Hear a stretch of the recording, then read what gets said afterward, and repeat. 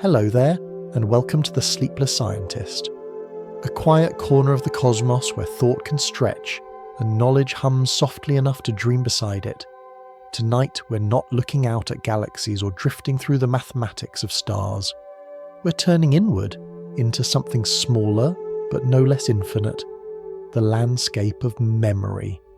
That gentle echo of every moment you've ever lived, every scent that brings you home, every note that stirs something you can't quite name.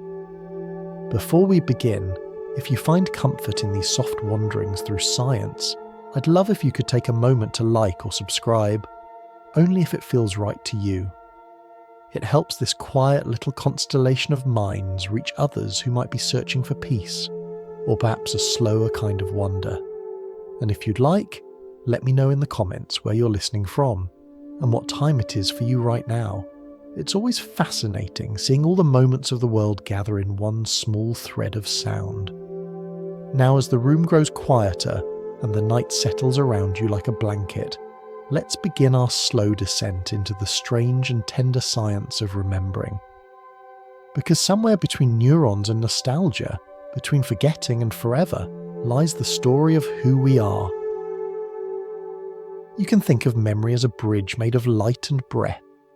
Every time you remember something, your first bike, a conversation that made you laugh, the smell of summer rain, that bridge flickers back to life for a moment. It isn't a perfect replay. It's more like your mind reweaving the thread, matching colour and texture as best it can, guided by emotion more than precision. Science once imagined memory as a kind of library, a grand archive where every book was a stored experience waiting to be pulled from the shelf. But now we know it's far more alive than that. Each time you recall something, the act itself changes it slightly. The neurons that awaken to bring that image back, those tiny sparks dancing across your brain, don't always fire in exactly the same pattern. They whisper differently, depending on your mood, your age, even your sense of who you are today. That's why memory isn't just about the past. It's about the present moment reshaping what the past means. You're not just remembering, you're rewriting yourself. And in that quiet rewriting, something profoundly human happens. Imagine for a moment that you're standing in your kitchen. You walk in to grab something, you're sure of it, but when you arrive, you've already forgotten what it was. You laugh, maybe sigh, and wander back out. Then, halfway down the hall, it returns, sudden and complete. That small lapse, that flicker, is a glimpse of how memory lives in motion. It doesn't obey your command. It prefers to wander in its own time, like a cat that comes to you only when it feels like it. But sometimes, when you least expect it, it arrives carrying an entire world. The smell of toast can transport you decades back, to mornings in a childhood kitchen. The sound of a song can make your chest ache with a love that feels as immediate as breath. These aren't accidents. They're signatures of how deeply memory is tied to the senses. Your brain doesn't just store facts, it stores experiences as patterns of sensation.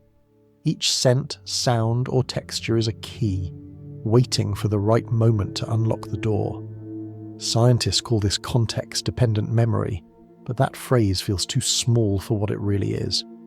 In truth, it's more like emotional geography. Every detail of the world around you, the light, the temperature, the sound of your heartbeat, becomes part of the map your mind draws to find its way back to a feeling. That's why you can't recall a name until you return to the place where you first heard it. The mind loves context. It remembers in constellations, not in lists. And when emotion enters the picture, those constellations burn brighter. The amygdala, the small almond-shaped sentinel deep in your brain, signals to the hippocampus, that little seahorse-shaped structure where new memories begin. It says, "This matters, hold on to it." The stronger the emotion, the deeper the trace. That's why moments of fear, joy, or heartbreak feel sharper and seem to stretch in time. When you're in danger, your brain records every detail, the colour of the sky, the sound of your pulse, the texture of the ground beneath your feet. Later, when you recall it, the scene feels longer than it was because your mind captured it in higher resolution. Time, it turns out, is measured by the density of memory, not the ticking of a clock. When you think about it, that's why childhood seems so endless. When you're young, everything is new. Your brain records every leaf, every smell, every sound with hungry precision. But as you grow older, routine takes over. The brain recognizes familiar paths and stops filming every frame. You still live the same number of hours, but fewer of them become memory. That's why years seem to shrink as we age. The camera of the mind has learned to edit. Yet memory isn't just a record of what was. It's also the thread that lets us imagine what might be. The same networks that recall your past help you picture the future. The hippocampus doesn't only store, it simulates. Every time you plan tomorrow, you are borrowing yesterday's patterns. In that way, memory is the mind's quiet rehearsal for what hasn't happened yet. And in between remembering and imagining lies a space that feels like dreaming. Each night, while you sleep, your brain replays the day's experiences in soft fragments. It trims what's unnecessary and strengthens what matters. Sometimes it even stitches old memories to new ones, creating strange hybrids that we experience as dreams. In this nightly theatre, your mind performs an invisible act of gardening, pulling weeds, planting reminders, letting the soil of thought breathe again. If we pause here and breathe, you might notice that even now, as you listen, new memories are forming. The tone of this voice, the feeling of the room, the rhythm of your breath, all of it is being quietly written into your mind's invisible diary. Tomorrow, you may not recall every word, but perhaps a feeling will linger. The calm of this moment, or the image of neurons glowing gently in the dark like fireflies tracing the edges of thought. And that's the wonder of it. Memory is not a thing we keep. It's a thing that keeps us. It holds us together across time. It lets us carry the past like a compass, not a burden. And even when we forget, traces remain. The faint scent of familiarity, the echo of a song we didn't know we still knew.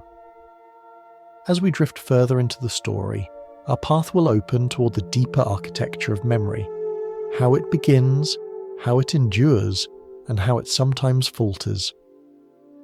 But for now, just rest here, in the soft knowing that every breath you take is already becoming memory, a quiet note added to the endless song of who you are.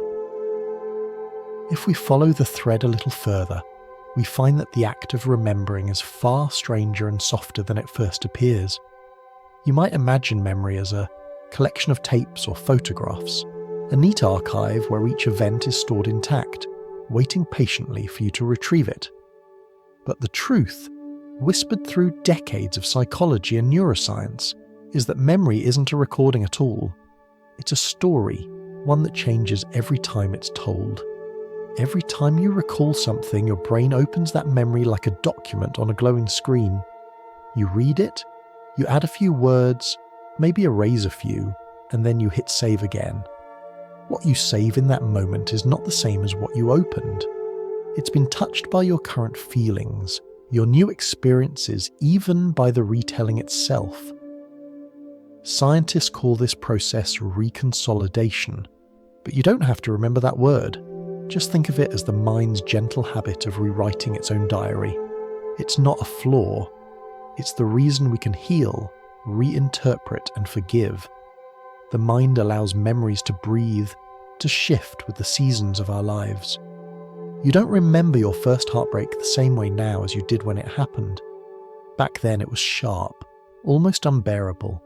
Years later, it becomes something quieter, touched with gratitude or humour. The event didn't change, but you did, and memory, loyal to its purpose, followed suit. This is why two people who shared the same experience can swear it happened differently. Each brain fills in its own gaps, guided by what matters to it most. The moment is like clay, soft, impressionable. taking the shape of the hands that hold it. Every detail you recall passes through the filter of meaning. It's less about what happened and more about what felt true. Psychologists once showed this beautifully through an experiment. Participants were asked to recall an image they had seen earlier: a car at an intersection, a broken headlight, a man in a hat. Then, later, someone gently suggested that there had been a stop sign in the picture. Many participants confidently remembered that stop sign, even though it had never existed. Their minds had rewritten the scene to make sense of the story. It wasn't a lie. It was coherence, the mind's quiet way of keeping its own world in order. You've done the same, though you might not realize it. Think about your childhood birthday parties. You may picture the frosting on the cake, the laughter, the sound of wrapping paper. But are you remembering the day itself or the photographs you've seen of it? Over time, the image in your head fuses with what others told you, what you've seen, what you wish had happened. Memory borrows freely from imagination, because the two are stitched from the same thread. That's what makes memory such a compassionate, if unreliable, companion. It forgives details in favour of essence. It doesn't always replay what happened, but it captures how it mattered. There's an old saying that memory is the architect of identity. Who we believe we are is woven from what we think we remember. But if memory is always changing, then so are we. You're not the same person who made the memory, you're the person remembering it now. Each recall is a small rebirth, a subtle editing of the self. Maybe that's why nostalgia feels both warm and sad at once. It's not just that you miss what's gone, it's that your mind is meeting a version of yourself who no longer exists. The ache you feel is the space between who you were and who you've become. And in that space, memory hums, rearranging the light, softening the edges, painting time in gentler colours. Sometimes memory creates its own illusions entirely. People can remember words that were never spoken, faces that never existed, places they have never been. In the right conditions, suggestion can make the brain so confident in a false memory that it will trigger genuine emotion, real fear, joy, tears.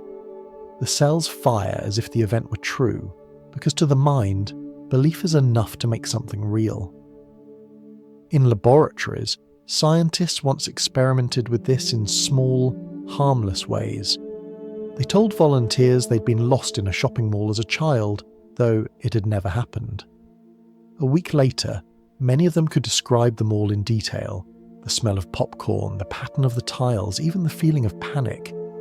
Their minds had filled in every blank with imagination, which to the brain feels identical to recollection.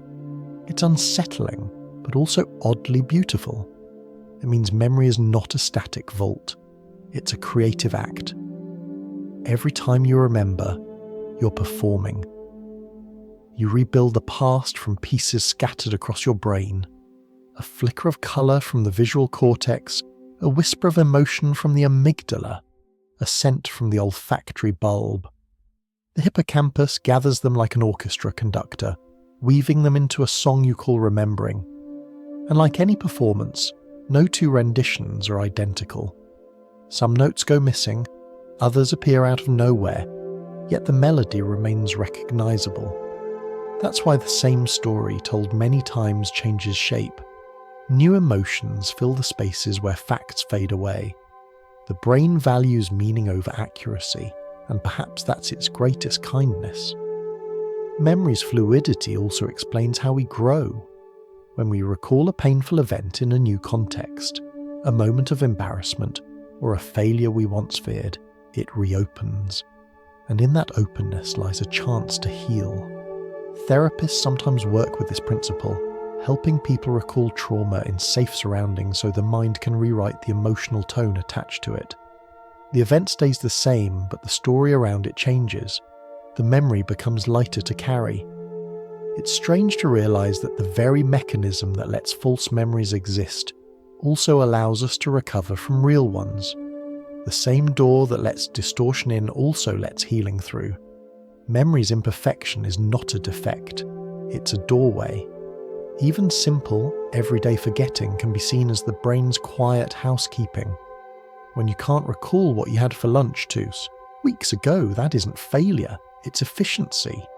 The mind is pruning what it no longer needs, keeping the pathways clear for what still matters. Forgetting is the mind's version of composting, turning the old and unnecessary into fertile ground for what comes next.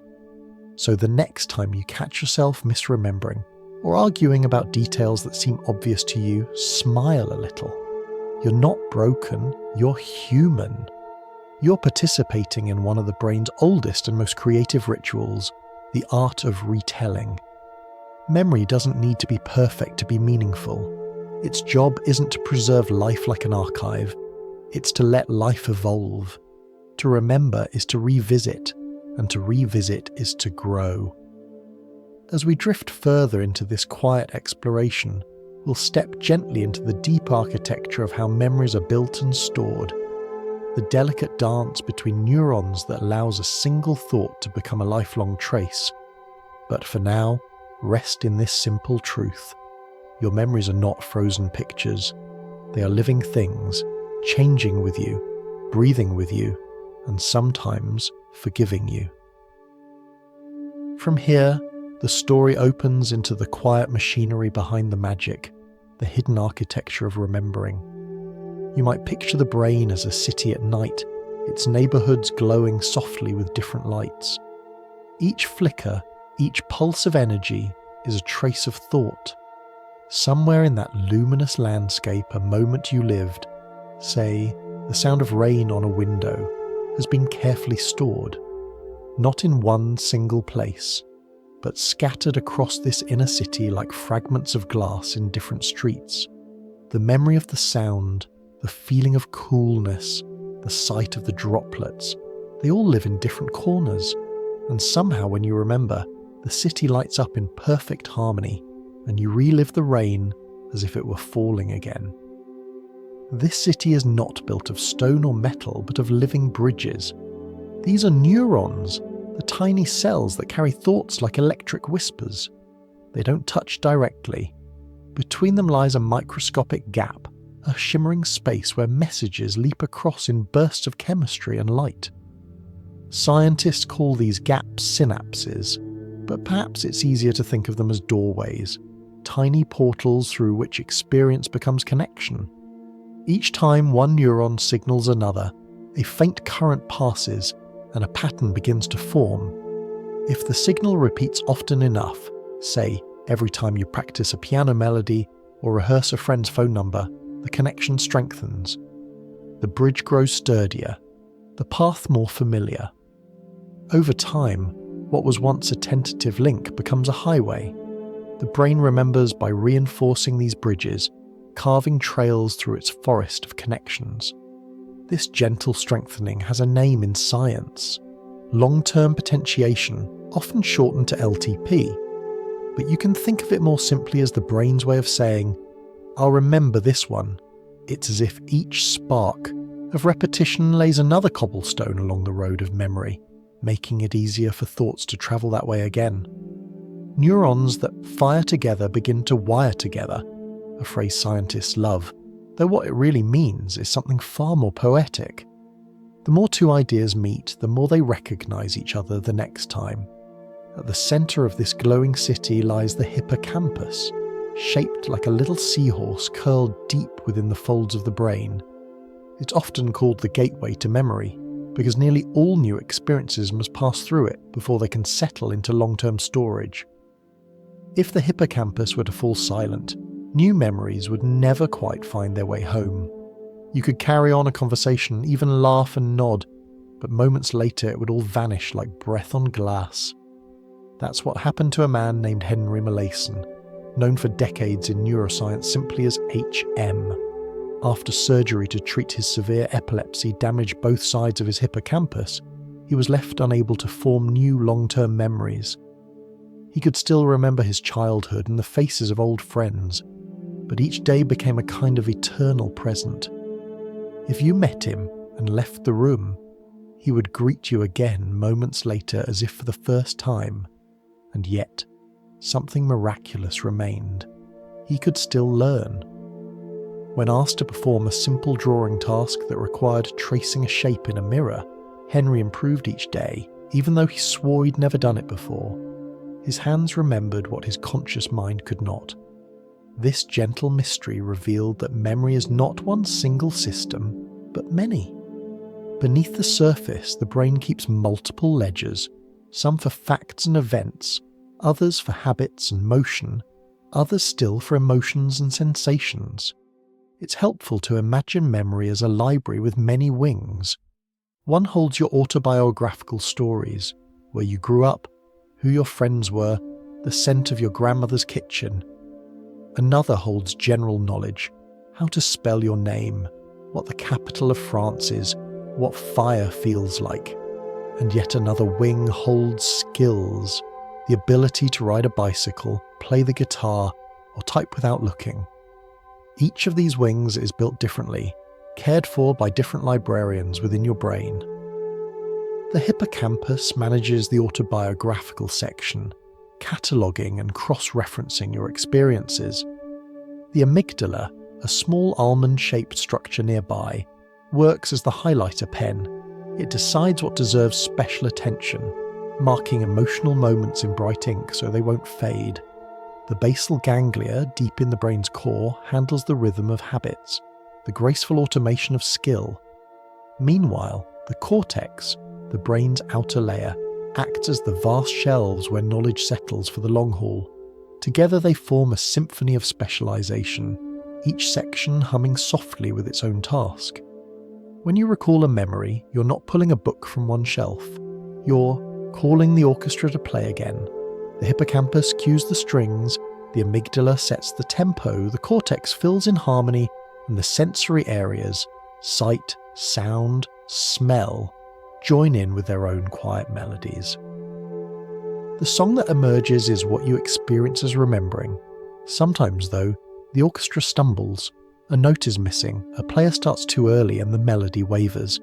That's when memory feels slippery.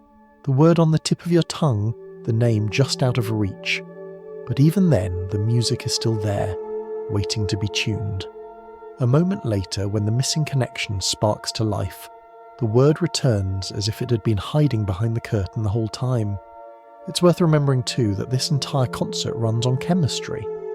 When you experience something meaningful, your brain releases molecules, tiny messengers that strengthen the bonds between neurons. One of them is called glutamate, but you don't need to remember the name. You can think of it simply as a spark, a little signal saying, "This matters." Over time, those signals sculpt the brain itself. The structure of your mind reshapes according to what you practice, what you love, and what you pay attention to.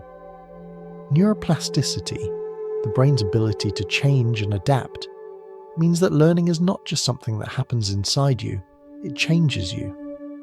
Every new skill, every memory, leaves a physical trace, a pattern of strengthened pathways that didn't exist before.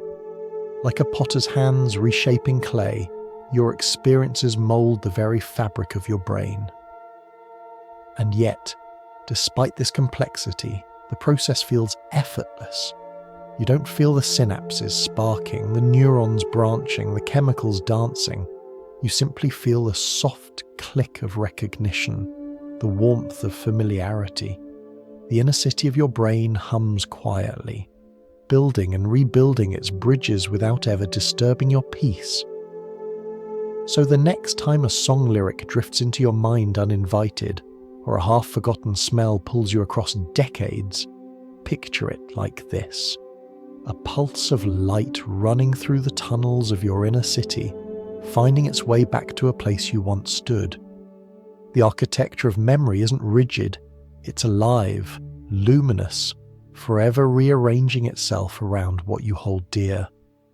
As our gentle exploration continues, we'll step deeper into how these fragile blueprints are tended in the quiet hours of the night, when the conscious mind rests and the subconscious gardener goes to work. Because while you sleep, your memories are still awake, humming softly, stitching themselves into the fabric of who you'll become. Our quiet exploration now turns to the instant when life turns into memory, the subtle moment when experience crosses the invisible threshold from now to then. It happens countless times each day. You see a falling leaf, hear a stranger's laugh, touch the warmth of a cup in your hands. Each of these moments flares brightly for a second, then begins to fade.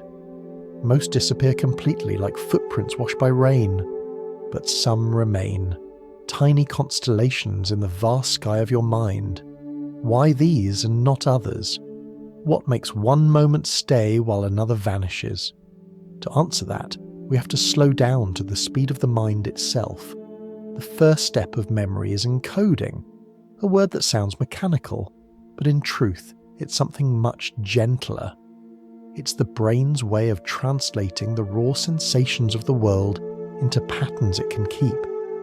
You might think of it as weaving threads of experience into a small tapestry: sight, sound, emotion, all stitched together by attention. Attention is the gatekeeper of memory. Without it, even the most beautiful scene can slip by unseen by the inner self. When your mind is divided, checking messages while someone speaks, walking while thinking of yesterday, the gate stays half closed. The world enters your senses but doesn't linger long enough to be written down. You saw it, but you didn't keep it. That's why so many modern moments dissolve before they form. Memory begins only where attention chooses to stay. When you are truly present, when your eyes, mind, and heart align, the brain begins to whisper to itself, "This matters." Tiny sparks travel through networks of neurons, marking the experience for storage. It's as though your awareness dips a brush into light and paints a stroke across your mind's canvas. What feels vivid in life often becomes vivid in memory, not because it was bigger or louder, but because you noticed. This is why you might forget what you had for lunch yesterday, yet remember a single afternoon from childhood with extraordinary detail. One moment carried meaning, the other passed by on autopilot. Emotion, novelty, and focus. These are the colours that stain most deeply on the canvas of memory. After encoding comes the delicate stage of short-term memory, which acts as a temporary workspace for the mind. Imagine it as a small chalkboard, fragile and easily wiped clean. You hold thoughts there for only a few seconds, a phone number, a line from a song, the reason you just opened the fridge. Unless you repeat it, the writing fades almost instantly, brushed away by the next passing thought. For decades, psychologists believed this mental chalkboard could hold around 7 pieces of information at once. Later studies found it's closer to 4, though the exact number isn't as important as the feeling of limitation. Try to carry too much and something slips. But the mind, being endlessly creative, has tricks to manage. One of them is chunking, grouping small pieces into larger ones. That's why we remember phone numbers more easily when they're broken into sections. Instead of 10 separate digits, we hold 3 neat bundles. The brain loves rhythm and pattern. It helps the fragile chalk lines last just a little longer. Repetition, too, is its secret ally. Each time you rehearse a fact, a name, or a movement, you trace the same pattern again, deepening the grooves until they hold their shape. Rehearsal turns short-term impressions into long-term knowledge, like carving initials into wood so they don't wash away in the rain. This quiet act of reinforcement is why you can recall a childhood poem or an old password long after the need has passed. The more often you visit a path, the clearer it becomes beneath your feet. But not every path becomes permanent. For something to travel from short-term to long-term memory, it often needs the blessing of sleep. When you drift into slumber, your brain doesn't switch off, it shifts roles.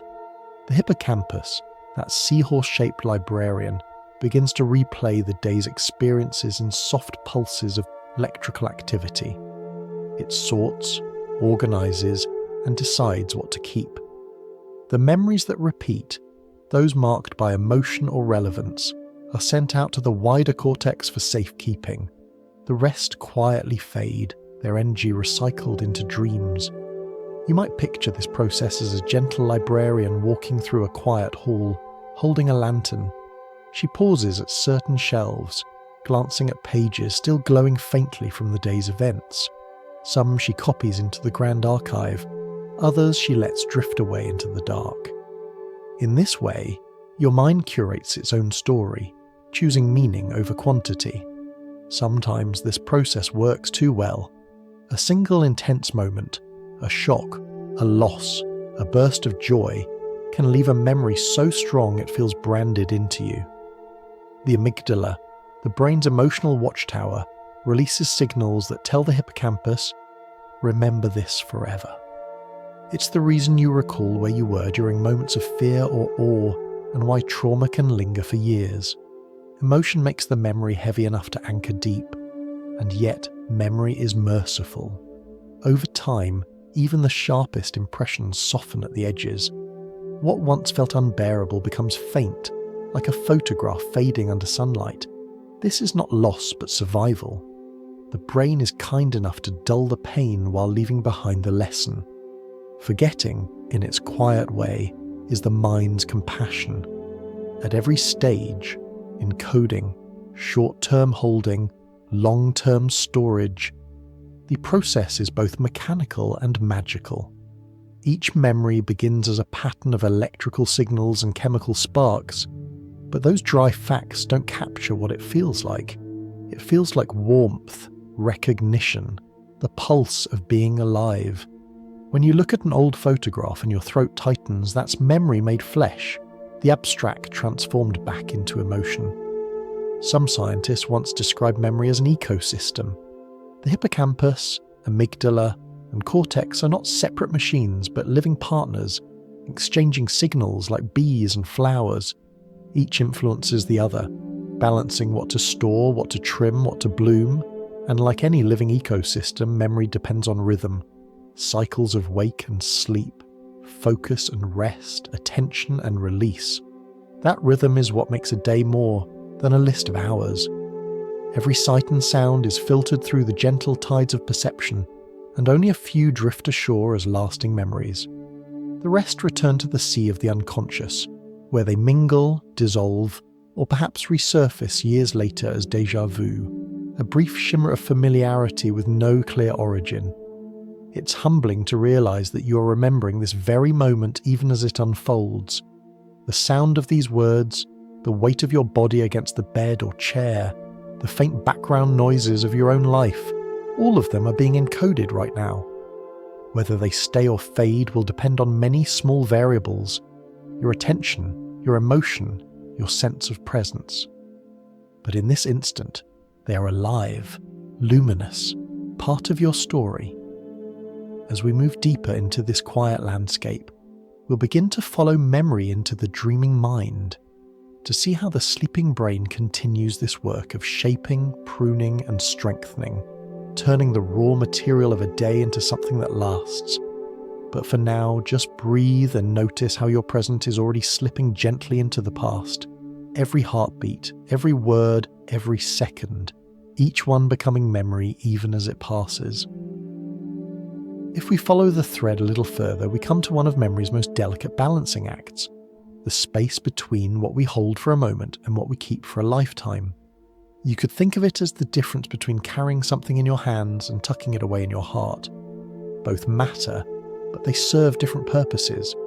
Your short-term memory is the hand, nimble, helpful, but easily tired. It's the mind's temporary shelf, a small table where thoughts can rest for only a short while before being cleared away. Right now, it's holding this sentence, waiting until the next one arrives.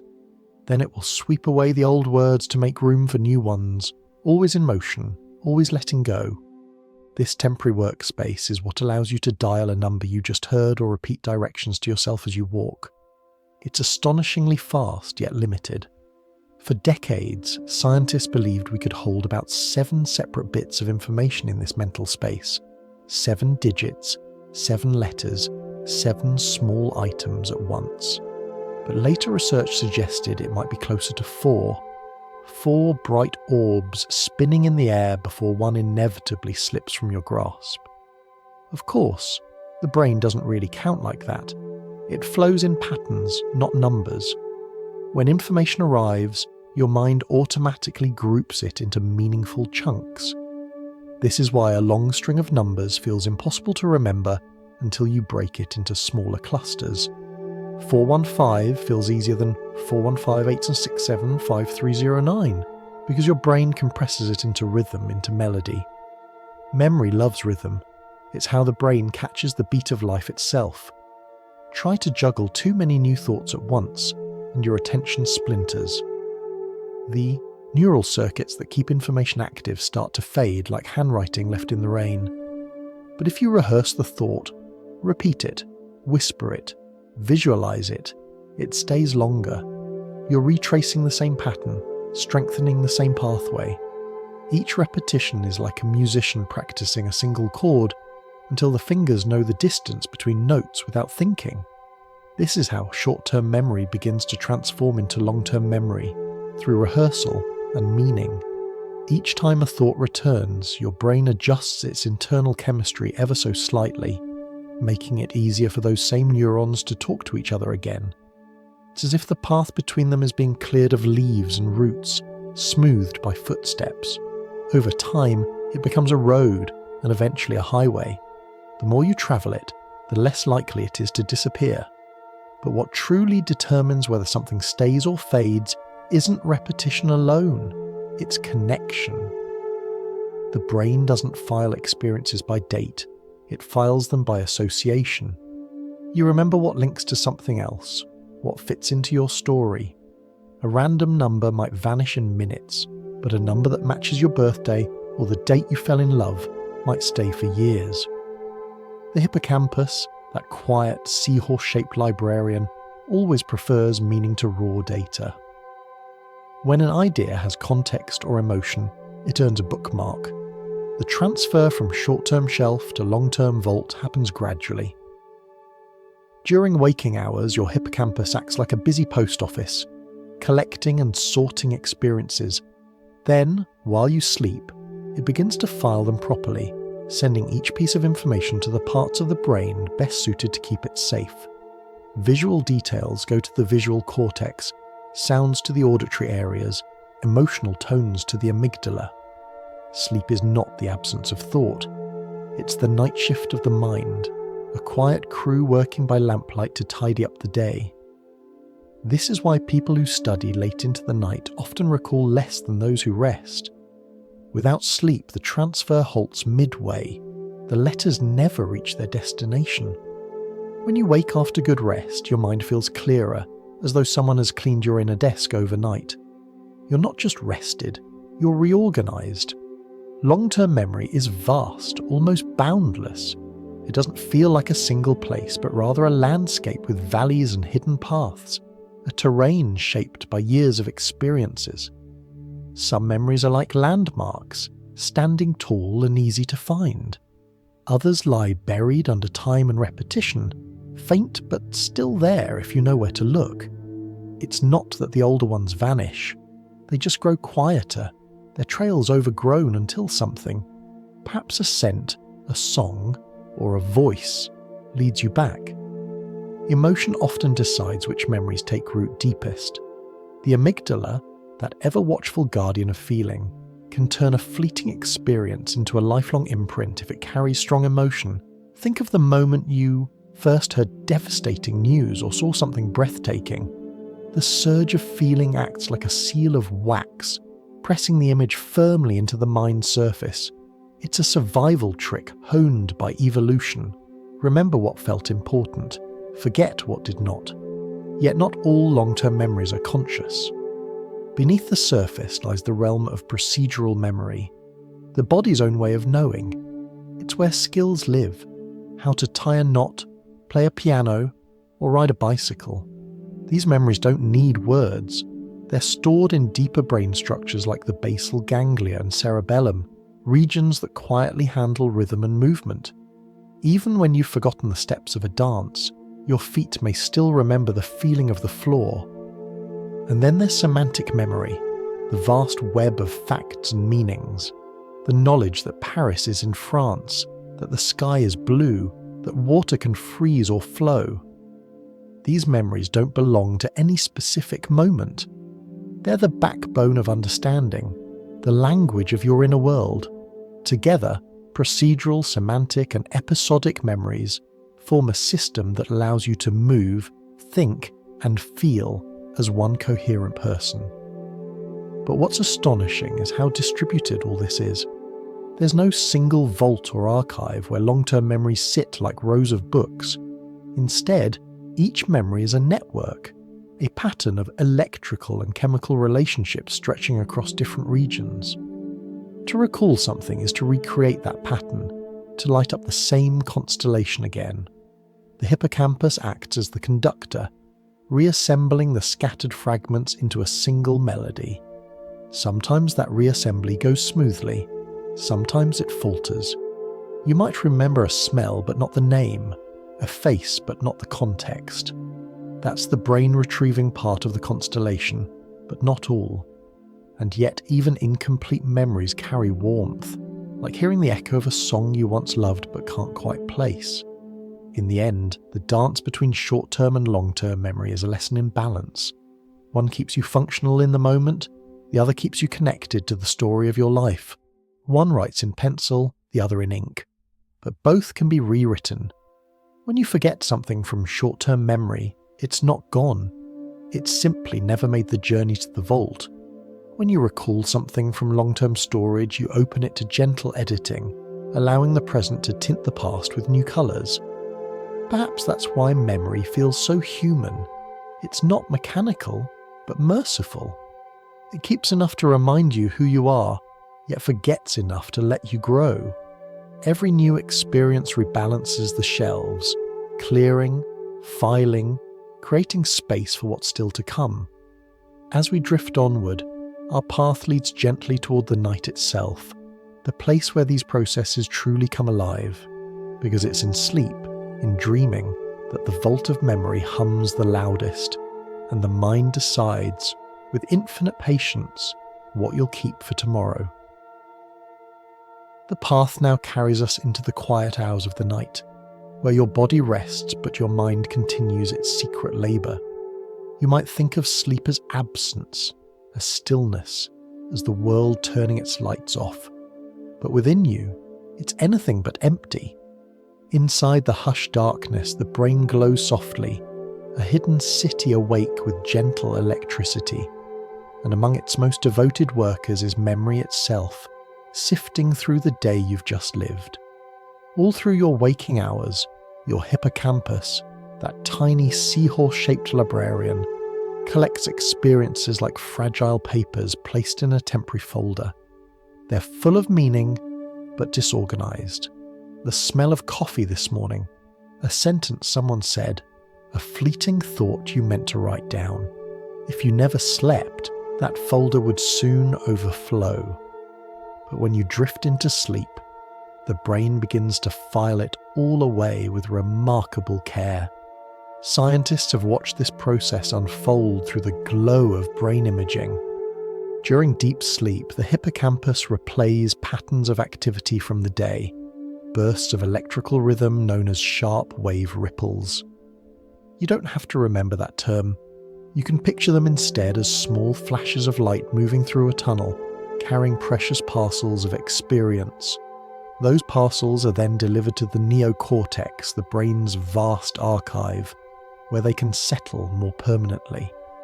It's as if your short-term memories, fragile and fluttering, spend the night migrating to safer ground. The act is slow, deliberate, almost tender, the mind's version of tucking its children into bed. Alongside this replay, other rhythms rise and fall, waves of coordinated brain activity known as slow oscillations and sleep spindles.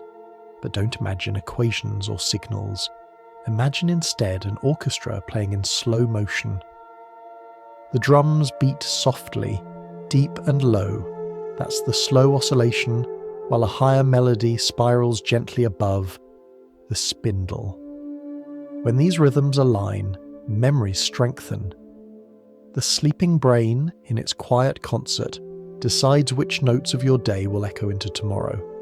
This process doesn't simply preserve the day's events, it rearranges them, connecting new knowledge with old. That's why a problem that felt impossible the night before can seem clearer in the morning. Your dreams have been busy behind the scenes, weaving threads between distant ideas, finding patterns you couldn't see in the noise of daylight.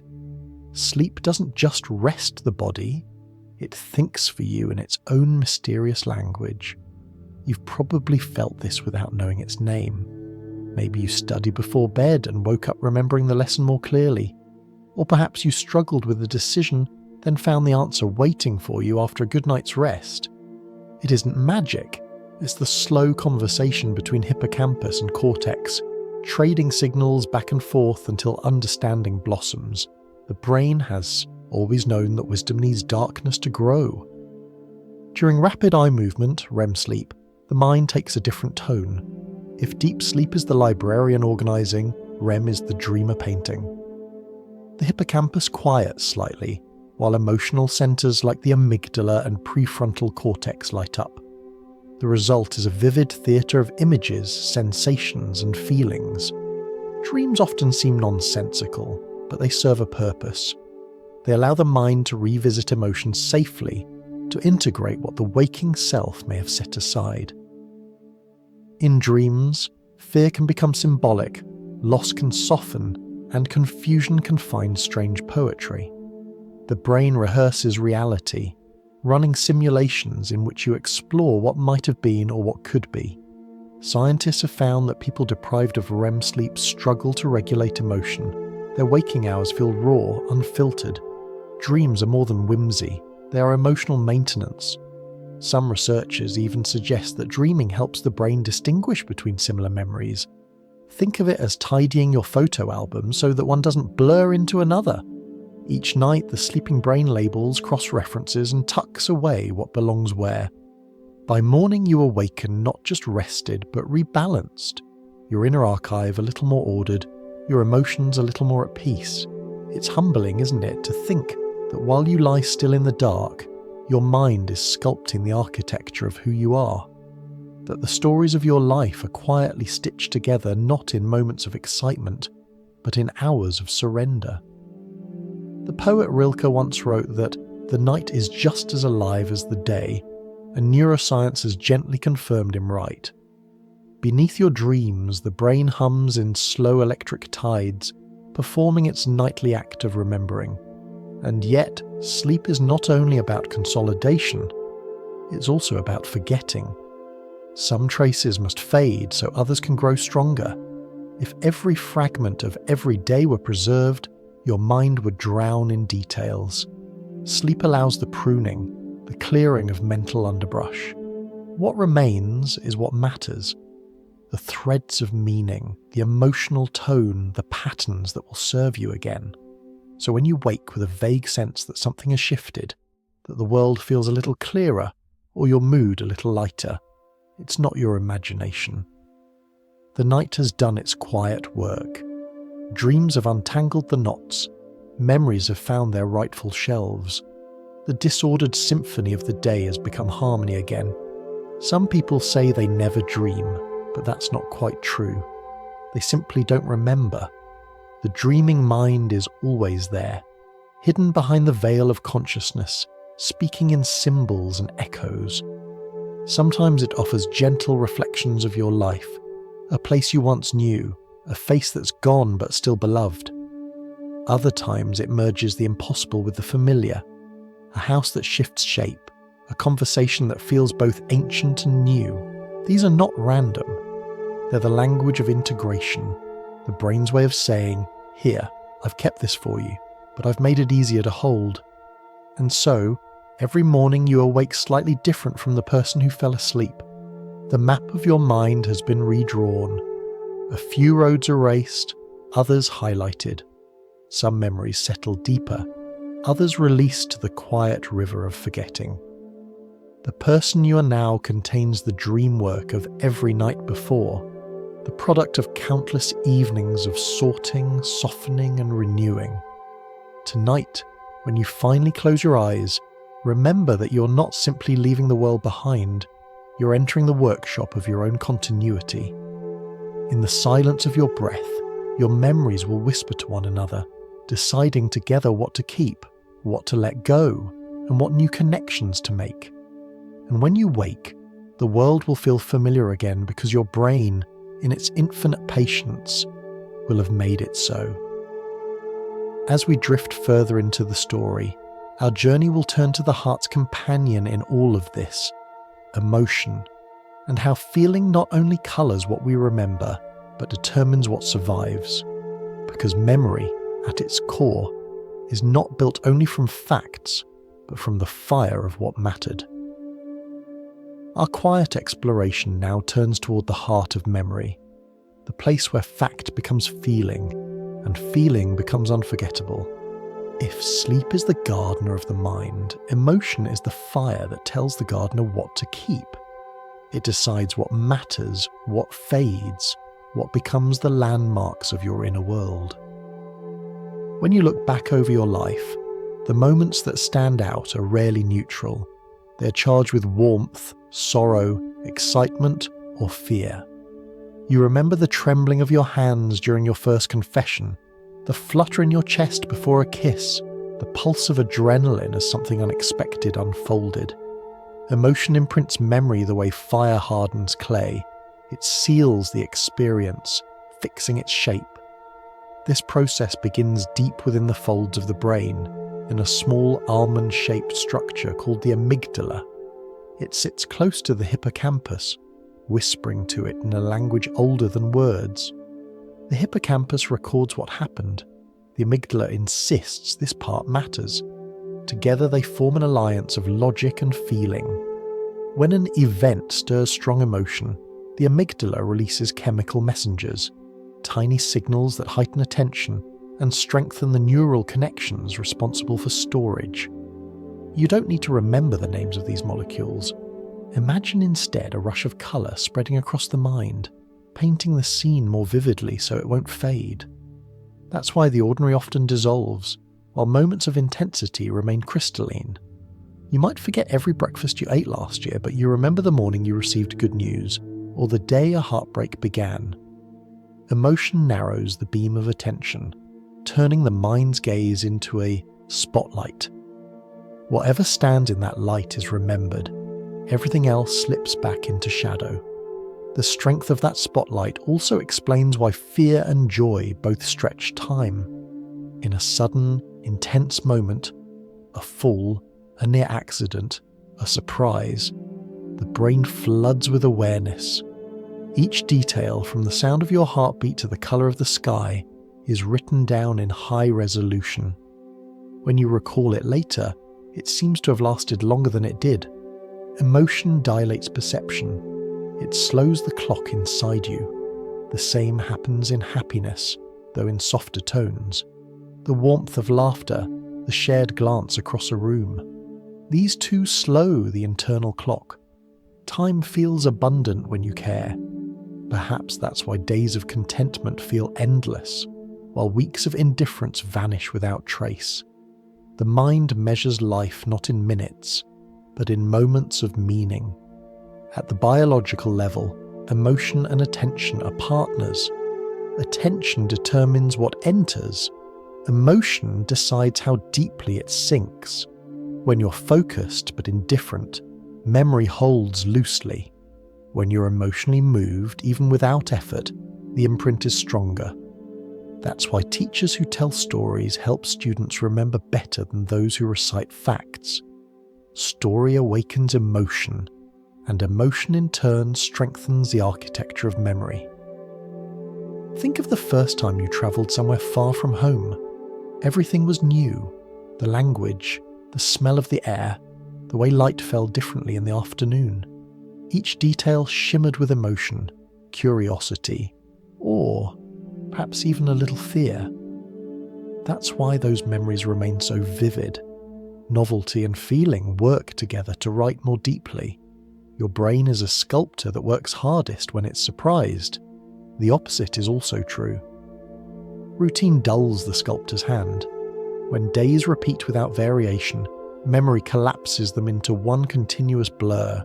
The commute, the screen, the same hallway, each day's record overlaps the last until they fuse into one long line.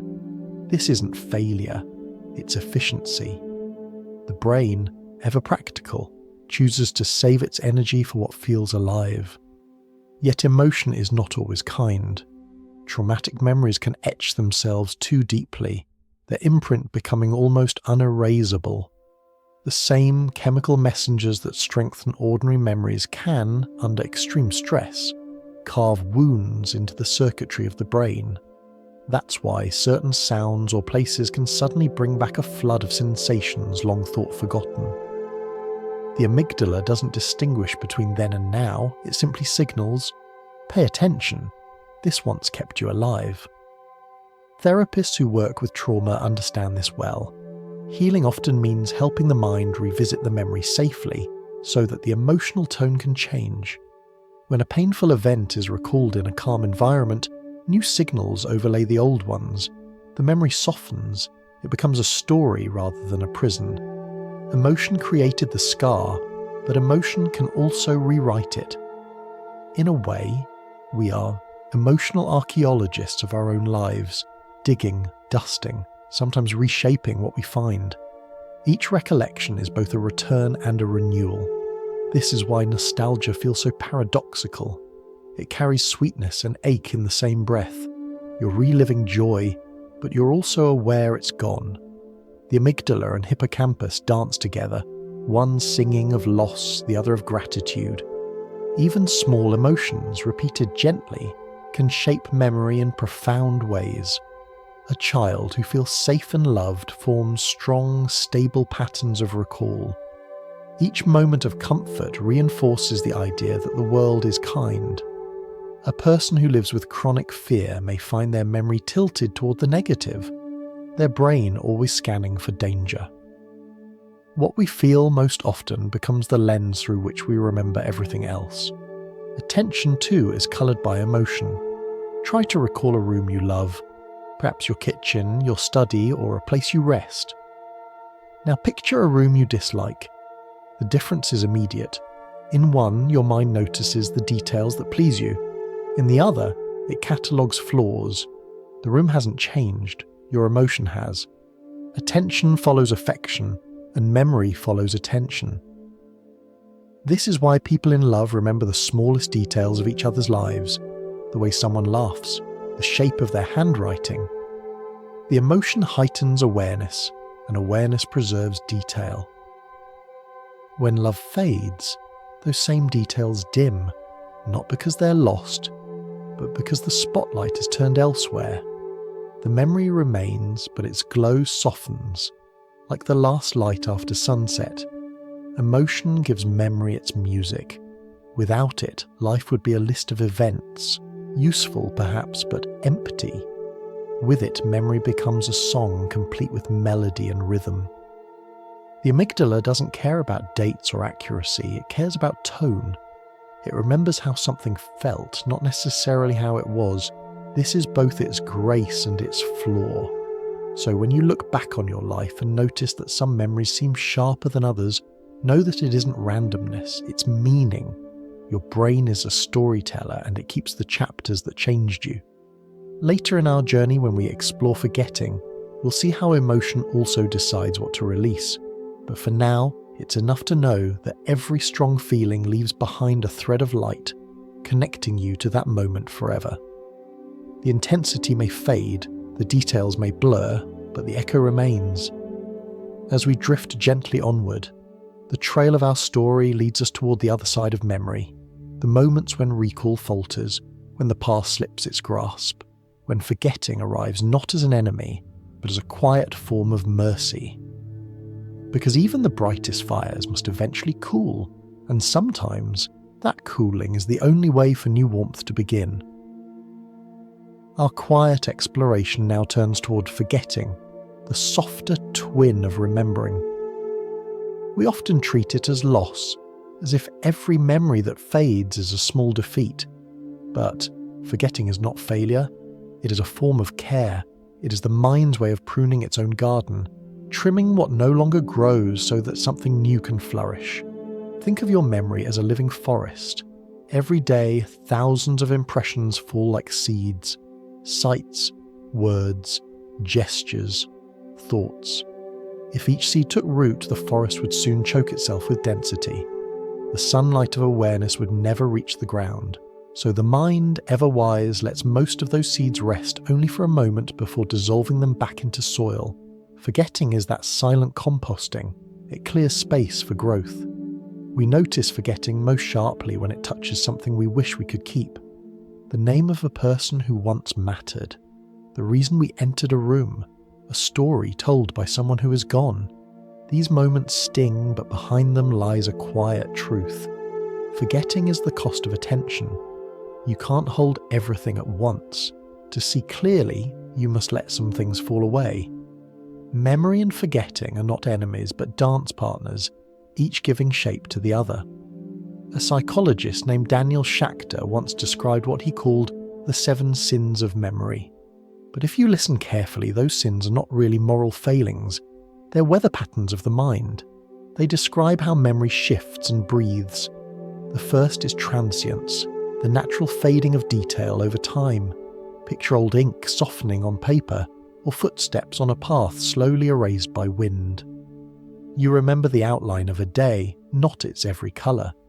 The second is absent-mindedness, the everyday drift of attention that leaves you searching for your keys or wondering whether you locked the door.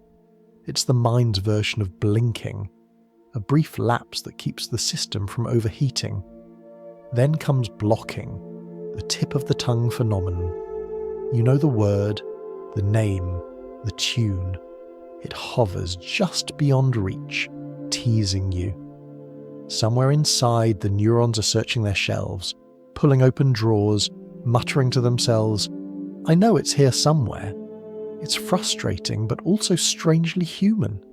The brain is trying to protect its harmony, avoiding confusion between similar memories. The fourth and fifth, misattribution and suggestibility, are the gentle distortions that remind us memory is storytelling. You remember something but place it in the wrong chapter, or someone's suggestion blends into your own recollection until you can't tell them apart. These are the little edits that keep your story coherent, if not always accurate. The sixth, bias, is perhaps the most revealing. Every memory you hold has passed through the filter of who you are now. You remember your past self through the lens of your present one. More forgiving, more critical, more wistful. Memory is never pure history.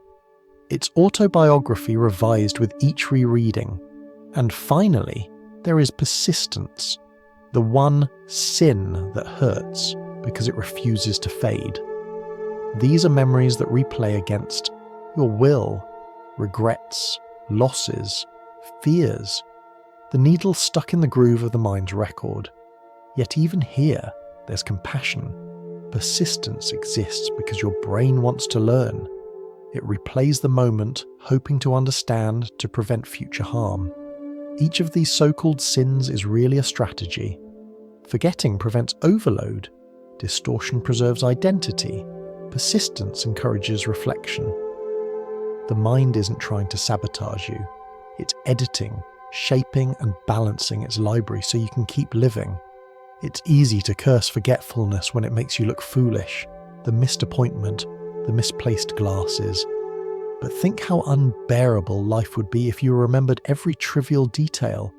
Imagine never being able to forget the colour of every wall you've ever seen, the sound of every passing car, the face of every stranger. Such a gift would be no gift at all. It would be noise, a relentless flood. Forgetting is the hush between the notes, the stillness that makes melody possible. Sometimes forgetting is even healing. Think of embarrassment. That awkward moment years ago that once kept you awake at night. Over time, the sharpness fades. What once burned now makes you smile. The emotional colouring changes and the brain lets the scene drift to the background. You haven't lost it. It's simply been folded away, made lighter to carry.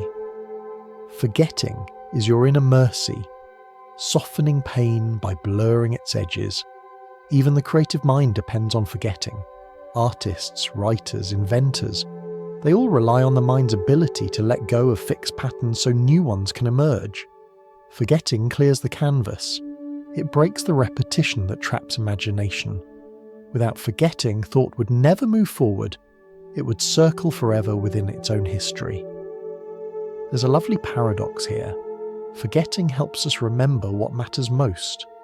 The pruning lets meaning stand out more clearly, like sunlight piercing through the forest canopy. The things you still recall after years, the few faces, sounds, and sensations that never fade, are the ones woven deepest into who you are. Everything else has been gracefully returned to silence. Even the way forgetting works follows the body's own rhythms. Fatigue, emotion, and distraction can blur recall. Rest and repetition can restore it. It's a living process, not a defect. The brain, like nature, conserves energy. It lets go of what isn't used so it can strengthen what is. There's comfort in that. To forget is not to fail. It's to trust your mind's quiet intelligence. It knows what to keep and what to release, even when you don't. If you sit in the stillness of a forgotten memory long enough, you might sense that it hasn't truly vanished. Somewhere beneath consciousness, the trace remains, faint perhaps, but alive. Like a root under winter snow, it waits. Sometimes a scent or a melody will touch it, and suddenly it blossoms again, unexpected and tender. Forgetting is never absolute. It's simply the world pausing for breath before memory blooms anew. So the next time you struggle to recall a name or realize that you've lost a detail you once cherished, take a small breath and smile. Your mind is tidying itself, not betraying you. It's editing your story so that you can keep reading it without being overwhelmed by every word ever written. Forgetting, in its quiet wisdom, is what lets you begin again each morning, lightened, renewed, ready to notice the next moment worth keeping. And as we follow the trail a little further, we'll step into what happens when forgetting goes too far, when the editor erases more than intended and the pages of memory begin to thin. There, in that fragile space between presence and loss, we'll meet the strange beauty of minds that live in the eternal now, and the music that sometimes finds them still. If we follow the thread a little further, we arrive at one of the most fragile and profound corners of the mind, the places where memory begins to slip away. Here, remembering becomes a rare and tender thing. The usual patterns of recall fracture, leaving behind moments that stand alone, unanchored from their neighbours. It's here that we begin to understand how delicate the entire architecture of memory truly is, how even one small change can turn time into a puzzle of missing pieces. The story of one man made this truth unforgettable. His name was Henry Molaison, though in scientific history he is simply known by his initials, HM. In the 1950s, Henry suffered from severe epilepsy, and doctors performed a daring surgery to calm the storms in his brain. They removed a small section deep inside his temporal lobes, including most of his hippocampus, the little seahorse-shaped bridge where new memories first find footing. The seizures quieted, but something else went silent too. From that moment on, Henry could no longer form new long-term memories. He remembered his childhood, his family, the streets of his youth, but every day after the surgery unfolded in isolation. You could meet him, speak with him kindly, step out of the room, and return 10 minutes later, and he would greet you as a stranger once again. His world lasted about 20 seconds at a time, a life of endless introductions. Yet Henry's story is not only tragic, it's miraculous in its own way. For even though he could not consciously recall learning anything new, his hands and body could. Scientists asked him to trace a simple star shape while looking only in a mirror, a task that feels awkward at first. He practiced it daily. Each time he swore he'd never done it before, but his skill improved. His hand remembered what his mind could not. From Henry, we learned that memory is not a single thread, but a woven fabric. There are different kinds of remembering. One that knows facts and stories, another that knows movement, rhythm, and skill. The first depends on the hippocampus, the bridge between experience and long-term storage. The second lives deeper in the brain, in regions like the basal ganglia and cerebellum, places where repetition sculpts habit and grace. That's why even when people lose parts of their memory, they sometimes retain abilities they can no longer explain. The pianist who can still play though they forget their family's faces. The person with dementia who cannot name their children, but whose fingers still tie a perfect knot, or fold a napkin just so. These gestures live beyond words. They are embodied memories, knowledge written in muscle and motion rather than in thought. Alzheimer's disease, one of the most common and heartbreaking forms of memory loss, begins quietly. A misplaced key, a forgotten word, a repeated question. But beneath the surface, changes are already rippling through the brain. The hippocampus, that seahorse of remembrance, begins to shrink, its delicate cells cluttered by twisted strands of protein and sticky clusters called plaques. You don't need to hold the scientific names. Just picture dust gathering on a once bright library shelf, slowing the librarian's hands as they reach for each book. As the disease progresses, even recent memories dissolve. The past grows foggy, the present grows short. Yet curiously, songs often survive. A person who cannot recall their own name might still hum a melody from decades ago, perfectly in tune. The rhythm might stir their hands to move, their lips to smile. For a few precious moments, they seem to return to themselves. Music reaches parts of the brain that words cannot. It touches the motor networks, the emotional centers, even the deep regions that link movement and feeling. When a familiar song plays, the brain does not simply hear it, it relives it. The beat stirs memory like a breeze over water, bringing submerged shapes briefly into view. That's why families of Alzheimer's patients often play old songs during care, not just for comfort, but because for a moment it truly opens a door. One elderly woman, long silent from dementia, once began to sing when her daughter played a hymn she'd loved in childhood. Her voice, faint and trembling, found the melody perfectly. When the music stopped, she smiled and said, "That was my mother's favourite."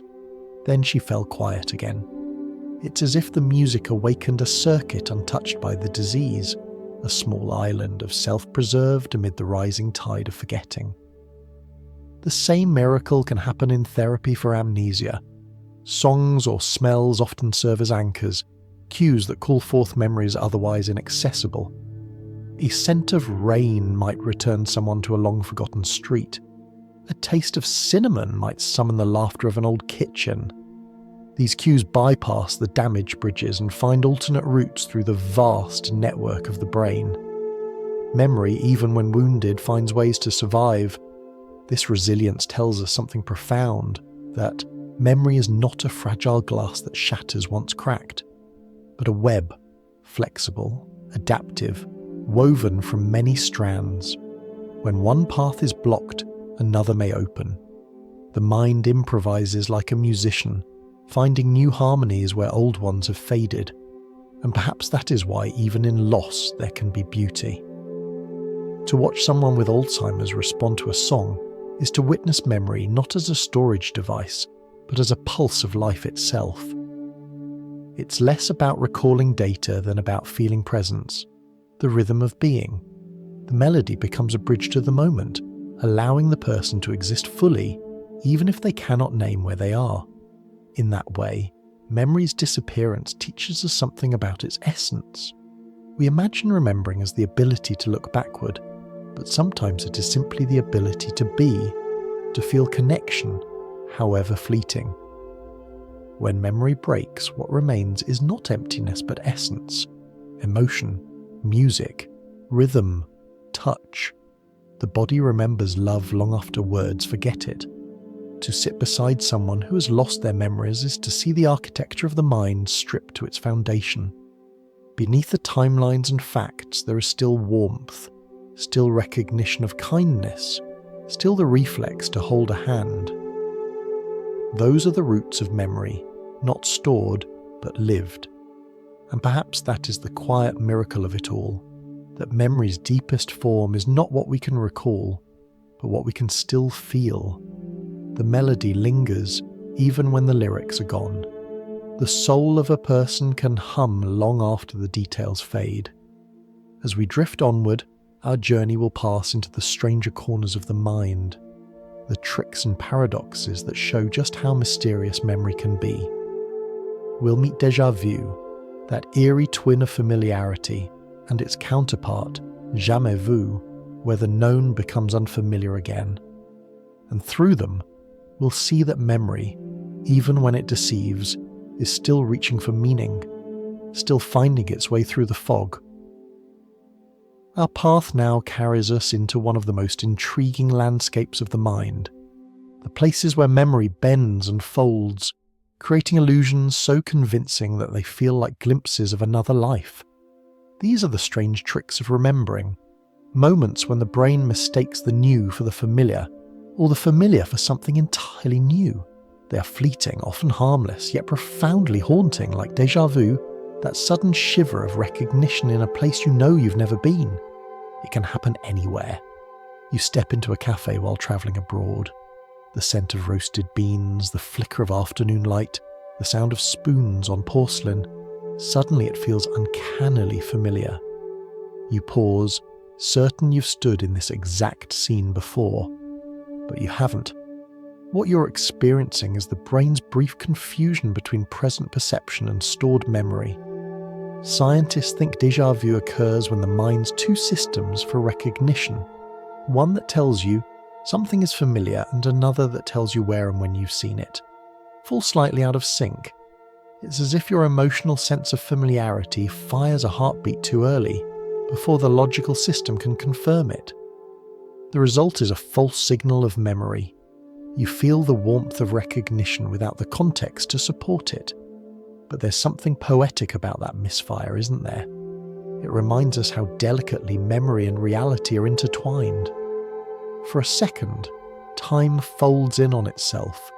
The new and the old blur, and you stand suspended between them, caught in a tiny loop of wonder. The experience vanishes quickly, but it leaves behind a trace, a faint awareness that the mind is stranger than it seems. The opposite of this phenomenon is jamais vu, which means never seen. Here the brain performs a curious trick in reverse, something deeply familiar, a word you've written 1,000 times, a face you love, a route you've walked for years, suddenly feels alien. You look at your own handwriting and it seems bizarre, the letters strange, as though someone else has written them. This happens when the recognition system momentarily falters, when the brain's sense of familiarity drops away. It's a small but eerie glitch, like losing gravity for a breath. Jamais vu doesn't last long, but it shows that even the most grounded experiences rely on constant, delicate communication between networks. Both déjà vu and jamais vu are reminders that perception is not reality, but interpretation. The brain does not show us the world as it is. It shows us the world as it remembers it.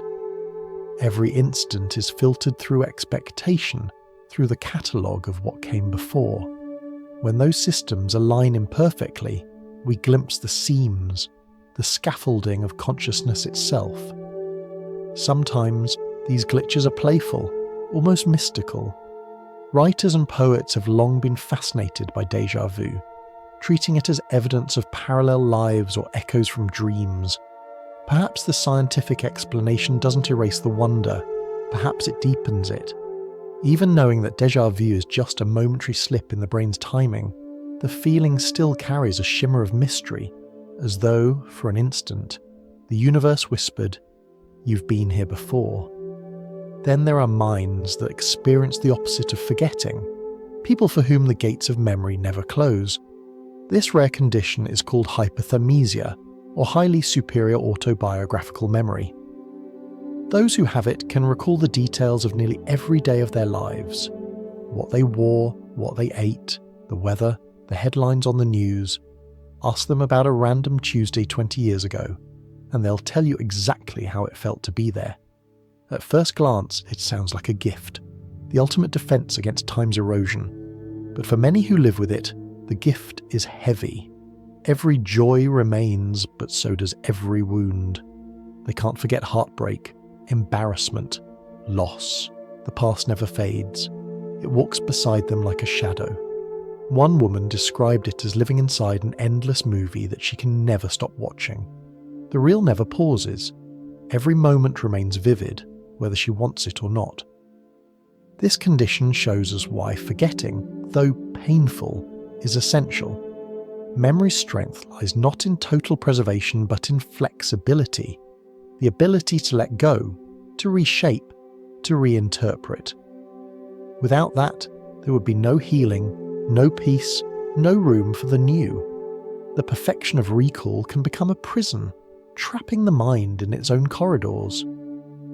Another kind of heightened memory appears in savant syndrome, where extraordinary recall or skill emerges alongside developmental differences. Some savants can play a complex piece of music after hearing it once, or draw an entire city skyline from memory. Their gifts reveal the brain's astonishing capacity for detail when certain filters are lifted. But they also highlight how much we rely on forgetting to navigate daily life. Most of us don't need to store every shadow and sound. We need to recognize patterns, not endless data. In this way, the mind's occasional misfires, the déjà vu, the blanks, the blurred edges, are not flaws but balance. They keep the system humane.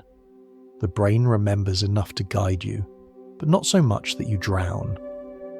The line between too little and too much is thinner than we realize. Even within these phenomena, beauty emerges. Déjà vu can feel like memory reaching out across parallel possibilities.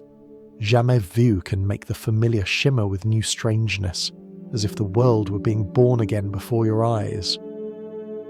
And hypertemesia, though overwhelming, reveals that the mind's archive is far larger and more intricate than we usually glimpse.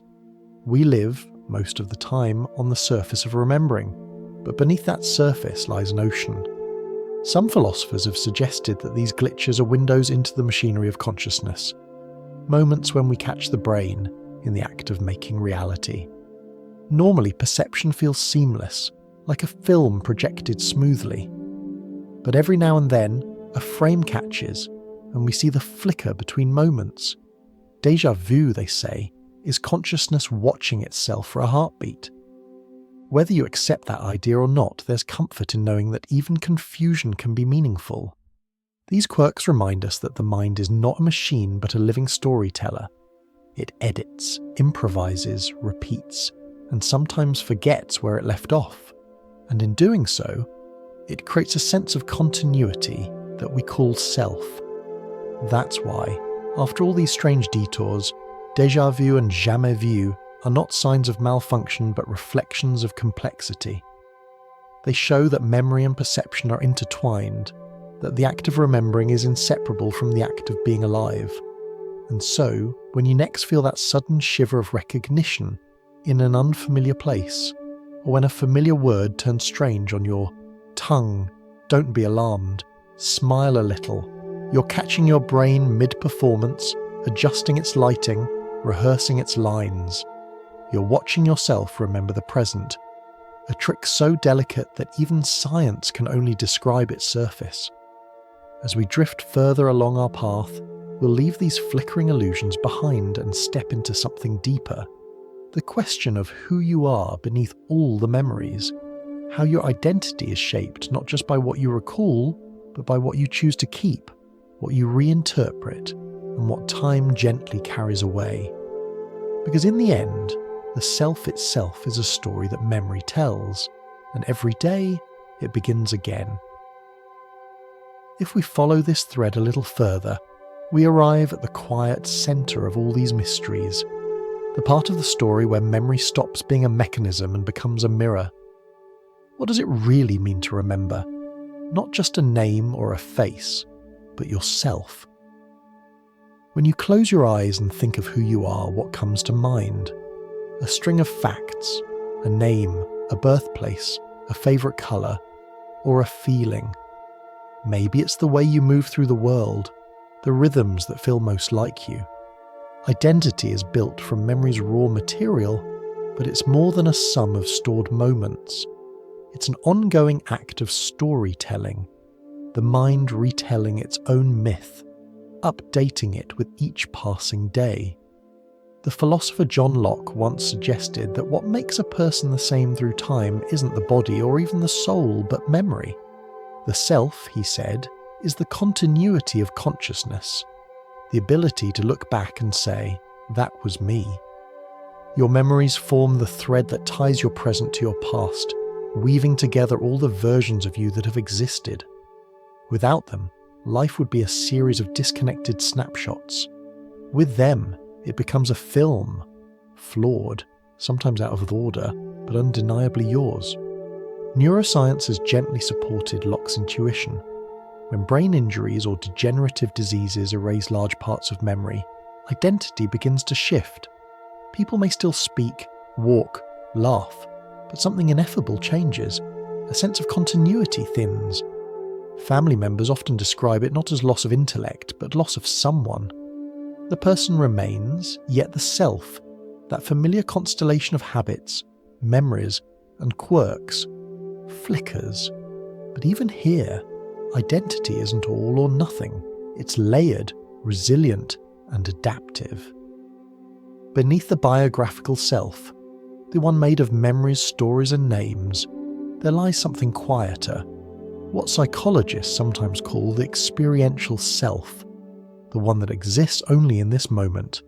It's the awareness that notices the world right now, the colour of light, the temperature of the air, the rhythm of breathing. This self doesn't rely on remembering the past, it's simply being. And maybe that's why people who lose memory often retain a strange kind of peace. They may not recall their history, but they can still feel joy when someone holds their hand, or calm when they hear a familiar melody. It's as if the body itself remembers kindness, even when the mind does not. The self can live in emotion when words and dates have faded. Memory, then, is not just a recording device. It's a sculptor shaping the contours of who you think you are. Every recalled moment reinforces certain pathways in the brain, strengthening the patterns that define your sense of continuity. If you often revisit painful memories, those patterns grow stronger. If you return to comforting ones, they do instead. Over years, you become the shape of your most repeated stories. This is why reflection, gratitude, and imagination have such quiet power. Each thought is like a hand resting on the clay of the mind, smoothing or reshaping it slightly. You are, in a very real sense, rewiring yourself each time you remember, not through equations or formulas, but through feeling and attention. Some psychologists describe the self as a mosaic made of many small tiles. Each tile is a memory, some bright, some dark, some half buried. When you step back, the arrangement forms a pattern, the face you call your own. But it's never finished. New pieces are added, old ones shift position, some fall away. The mosaic is always alive, always under construction. And in that ever-changing design lies the paradox of identity. You remain the same precisely because you keep changing. Think of the difference between your childhood self and who you are now. You may remember the child, but you do not feel like them anymore. The beliefs, desires, and fears have evolved, yet you still recognize a continuity, a voice, a perspective that feels like me. Perhaps memory is not a perfect record, but a bridge across time's river. Each step forward rebuilds the bridge anew, plank by plank, even as the water rushes beneath. The self's flexibility is what allows healing, growth, and forgiveness. If memory were rigid, we could never outgrow our past selves. But because it breathes, we can reinterpret, we can tell our stories differently.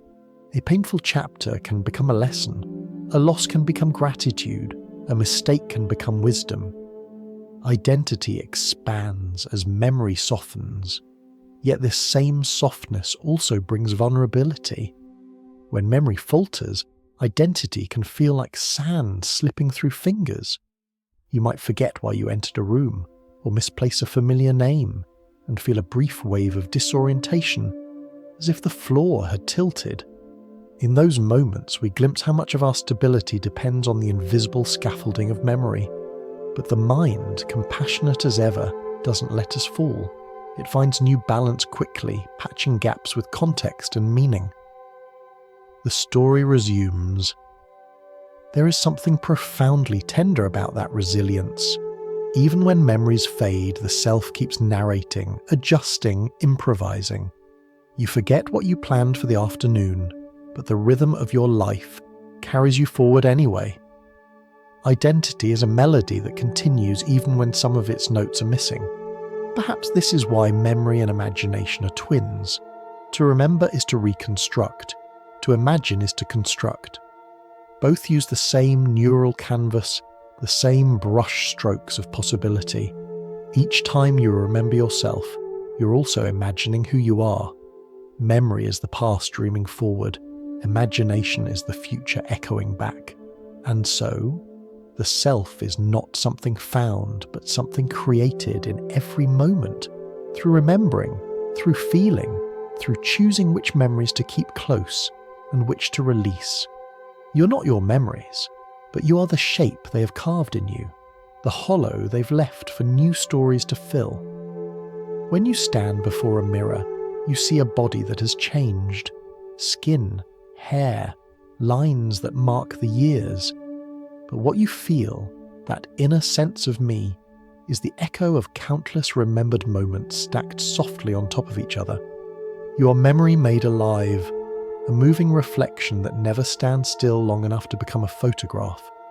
And even if one day those memories begin to scatter, the essence remains.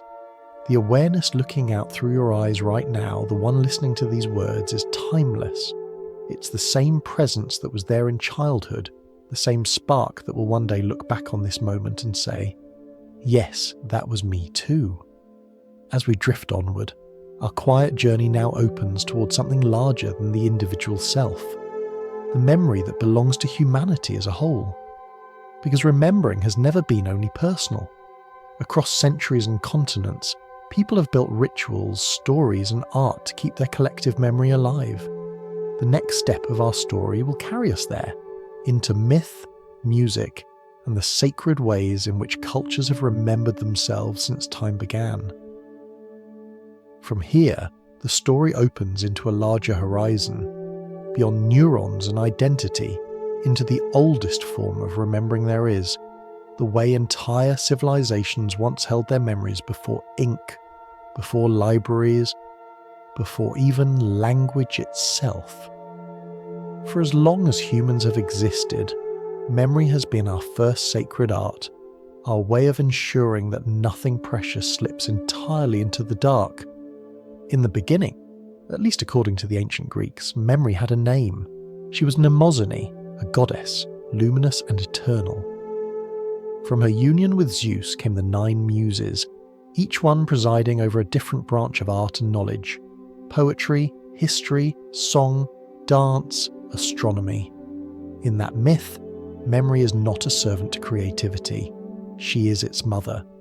To remember, in this view, is not to look backward, but to give birth to imagination itself. It's a beautiful idea, isn't it? That everything humans have ever created, every story, song, or invention, is, at its root, a form of remembering.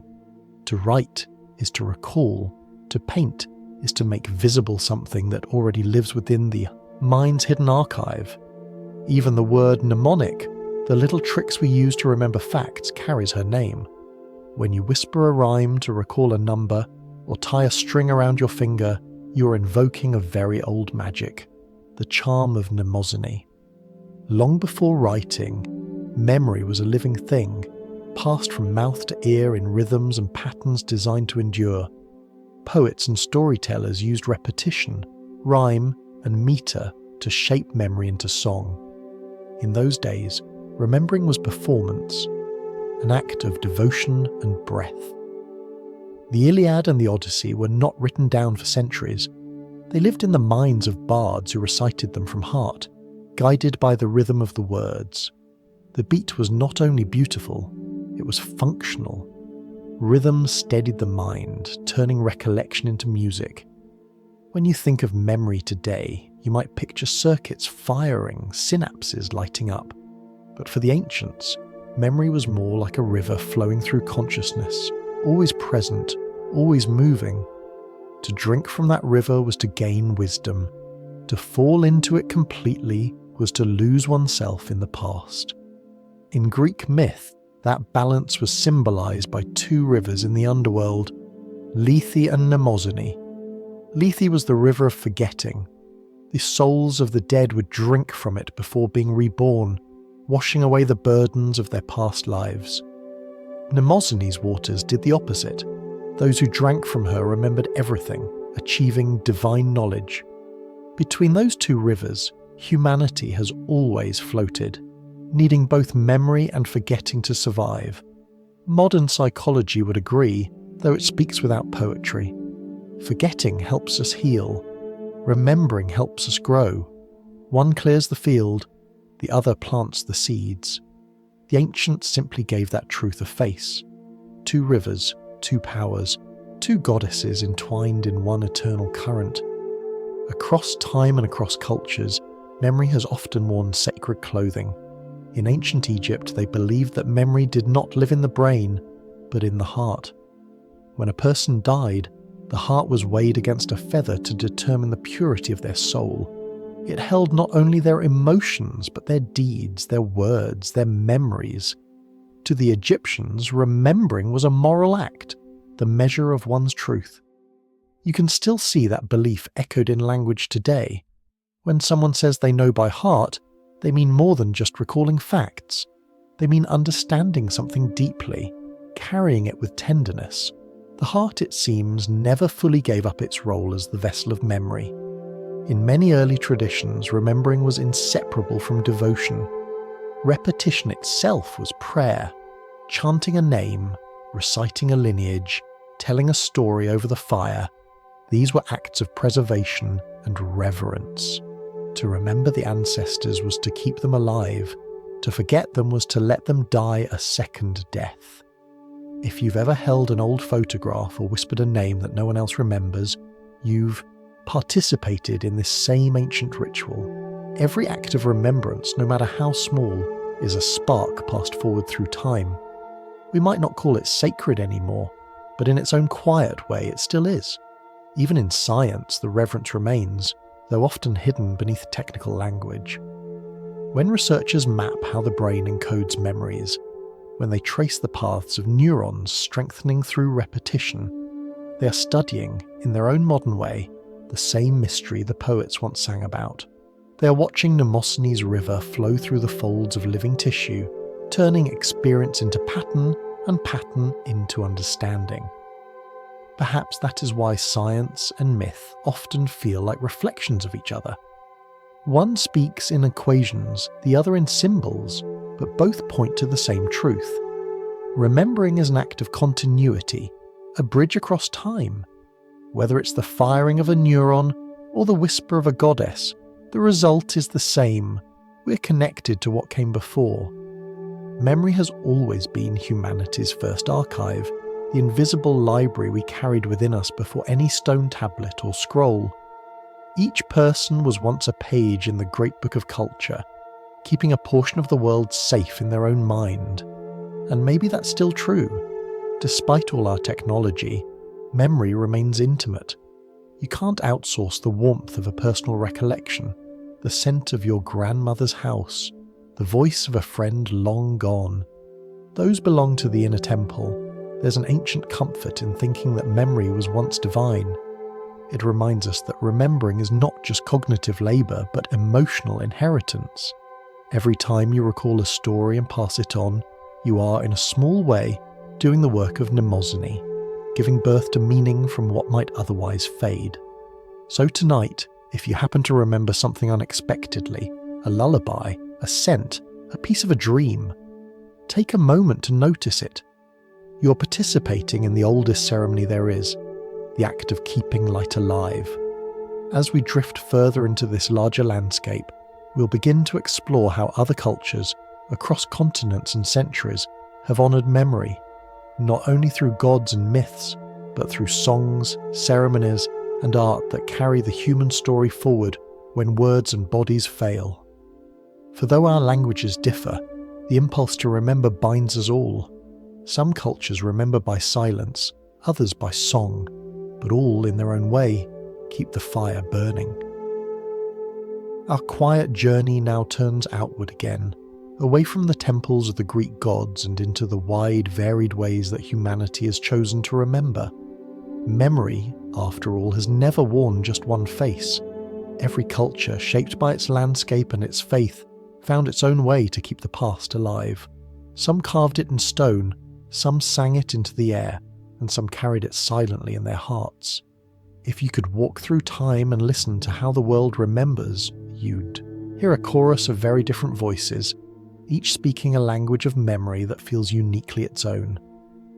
In ancient Egypt, remembering was a matter of the heart. The Egyptians believed that the heart was not merely an organ, but the seat of the soul, the recorder of every act, word, and intention. When a person died, their heart was placed on a scale and weighed against a feather, the symbol of truth. If the heart was light, unburdened by guilt or deceit, the soul could pass into eternity. If it was heavy, it was devoured by a waiting creature. For them, memory was not stored in the head but carried in the chest, pulsing with moral weight. To forget wrongdoing was not forgiveness, but denial. To remember truthfully was to live in harmony with the divine order. The body might fade, the tomb might crumble, but the remembered name, the Ren, could outlive everything. To speak a person's name was to keep them alive. To stop speaking, it was to let them die a second death. That belief built the pyramids, painted the tombs, and filled the air with prayers that echoed across 3,000 years. Even today, when you whisper the name of an ancient pharaoh, you're helping fulfill that promise. To remember is to resurrect. Far to the east, memory took another form entirely. In Hindu and Buddhist philosophy, remembering and forgetting are woven into a cycle as endless as the universe itself. Every action, every thought, leaves an imprint, a subtle trace known as karma. These traces accumulate, shaping not only one's present life but the next. Memory here is not just recollection, it is the cosmic bookkeeping of the soul. The universe remembers even when we do not. And yet, liberation, what Buddhists call nirvana, comes through forgetting, through releasing those imprints, letting the mind unclench from the grip of its own history. The ultimate peace, they say, lies in stepping beyond both memory and desire, into a stillness where nothing clings. In this sense, forgetting is not failure but enlightenment. The slate of self is wiped clean, and what remains is pure awareness. Consciousness without burden. Memory as salvation in one culture, memory as release in another. The two philosophies are opposites and yet perfectly balanced, like inhale and exhale. To remember keeps us connected to our story. To forget sets us free from it. Humanity needs both to stay whole. In Australia, among the Aboriginal peoples, memory does not live only in words but in the land itself. Their tradition speaks of the songlines, invisible pathways that cross the continent, each marked by songs that describe the landscape, the creatures, and the ancestors who shaped them. To walk these paths while singing the right verses is to navigate both geography and history at once. The world, in their view, is made of memory, sound laid upon stone, story woven into soil. A songline is both a map and a hymn. You could say it's their version of writing, but it's more than that. It's living geography. The earth remembers, and by singing to it, people keep that memory alive. Every echo, every note renews the ancient connection between the land and those who walk it. Even silence becomes part of the song. Other cultures remember not through story or chant, but through feeling. In Japan, there is a word, mono no aware, that means something like the gentle sadness of things. It describes the quiet ache you feel when cherry blossoms fall, when summer light fades, when a moment of beauty passes and can't return. It is not grief exactly, but awareness, the deep recognition that everything you love will one day vanish, and that this impermanence is what makes it precious. For the Japanese, that awareness is memory, an emotional remembering that exists even when the details fade. It's the feeling of connection that outlives the facts. Mono no aware is the reason haiku are so small, so fleeting. A few syllables, a single image, like holding a firefly in your hands before letting it go. Across the ocean, in Mexico, memory takes a brighter form. The Dia de los Muertos, the Day of the Dead, turns remembrance into celebration. Families build altars filled with marigolds, candles, and photographs. They cook the favourite foods of those who've passed away and leave them as offerings. It is not mourning, but reunion.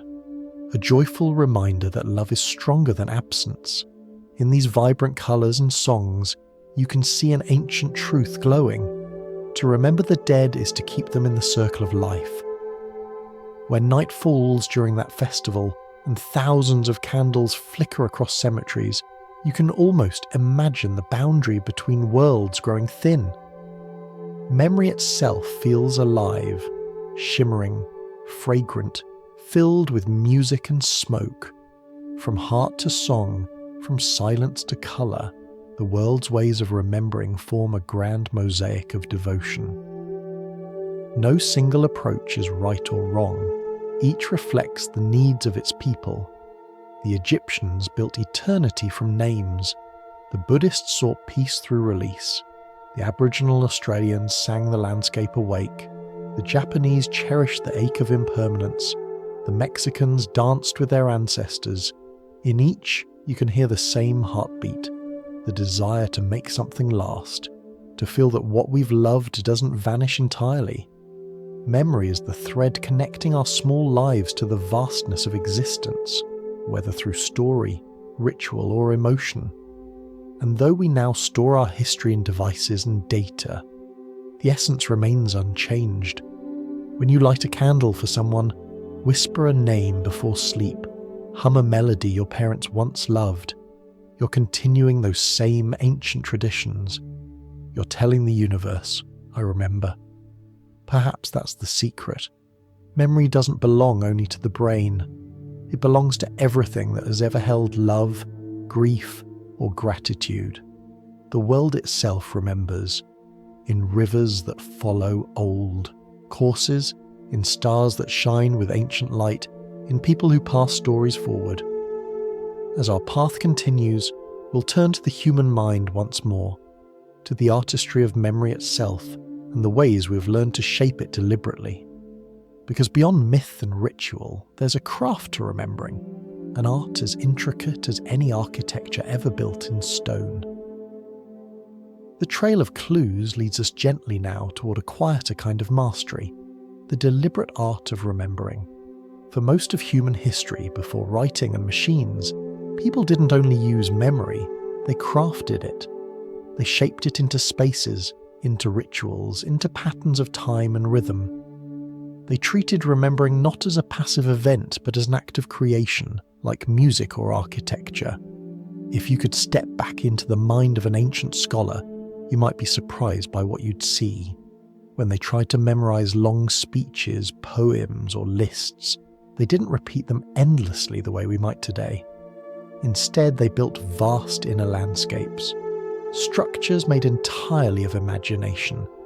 These were known as memory palaces, and their corridors stretched as far as thought itself. The technique was born in ancient Greece and refined by Roman orators, monks, and scholars for centuries afterward. The idea is simple, though it feels almost magical. You picture a familiar place, a house, a temple, a street, and you fill it with the things you want to remember. Each fact becomes an object placed in a particular spot. A number might hang like a lantern beside a doorway. A sentence might rest like a book on a shelf. When you need to recall them, you walk through the imagined space, retrieving each memory from where it was left. It works because the mind remembers space better than symbols. Long before words, we navigated landscapes. Our brains are still wired to map environments, to remember where the river bends, where the fruit grows, where shelter waits. By linking information to place, we harness a very old instinct. A speech becomes a journey, a story becomes a house. Memory turns into architecture. Even today, this ancient method endures. Competitive memory champions, people who can memorize hundreds of names or decks of cards, still use the same strategy. They walk through palaces of the mind, filling their rooms with vivid imagery, flaming statues, talking animals, rainbows coiled into numbers. The more unusual the image, the stronger the memory. The brain loves surprise. It remembers what startles it. But for most of us, the art of memory doesn't need spectacle. It needs rhythm. Another way to strengthen recall is through timing, revisiting what we've learned at carefully spaced intervals. This gentle pattern is known in psychology as spaced repetition. It's based on a simple observation. We forget quickly at first, but more slowly with each review.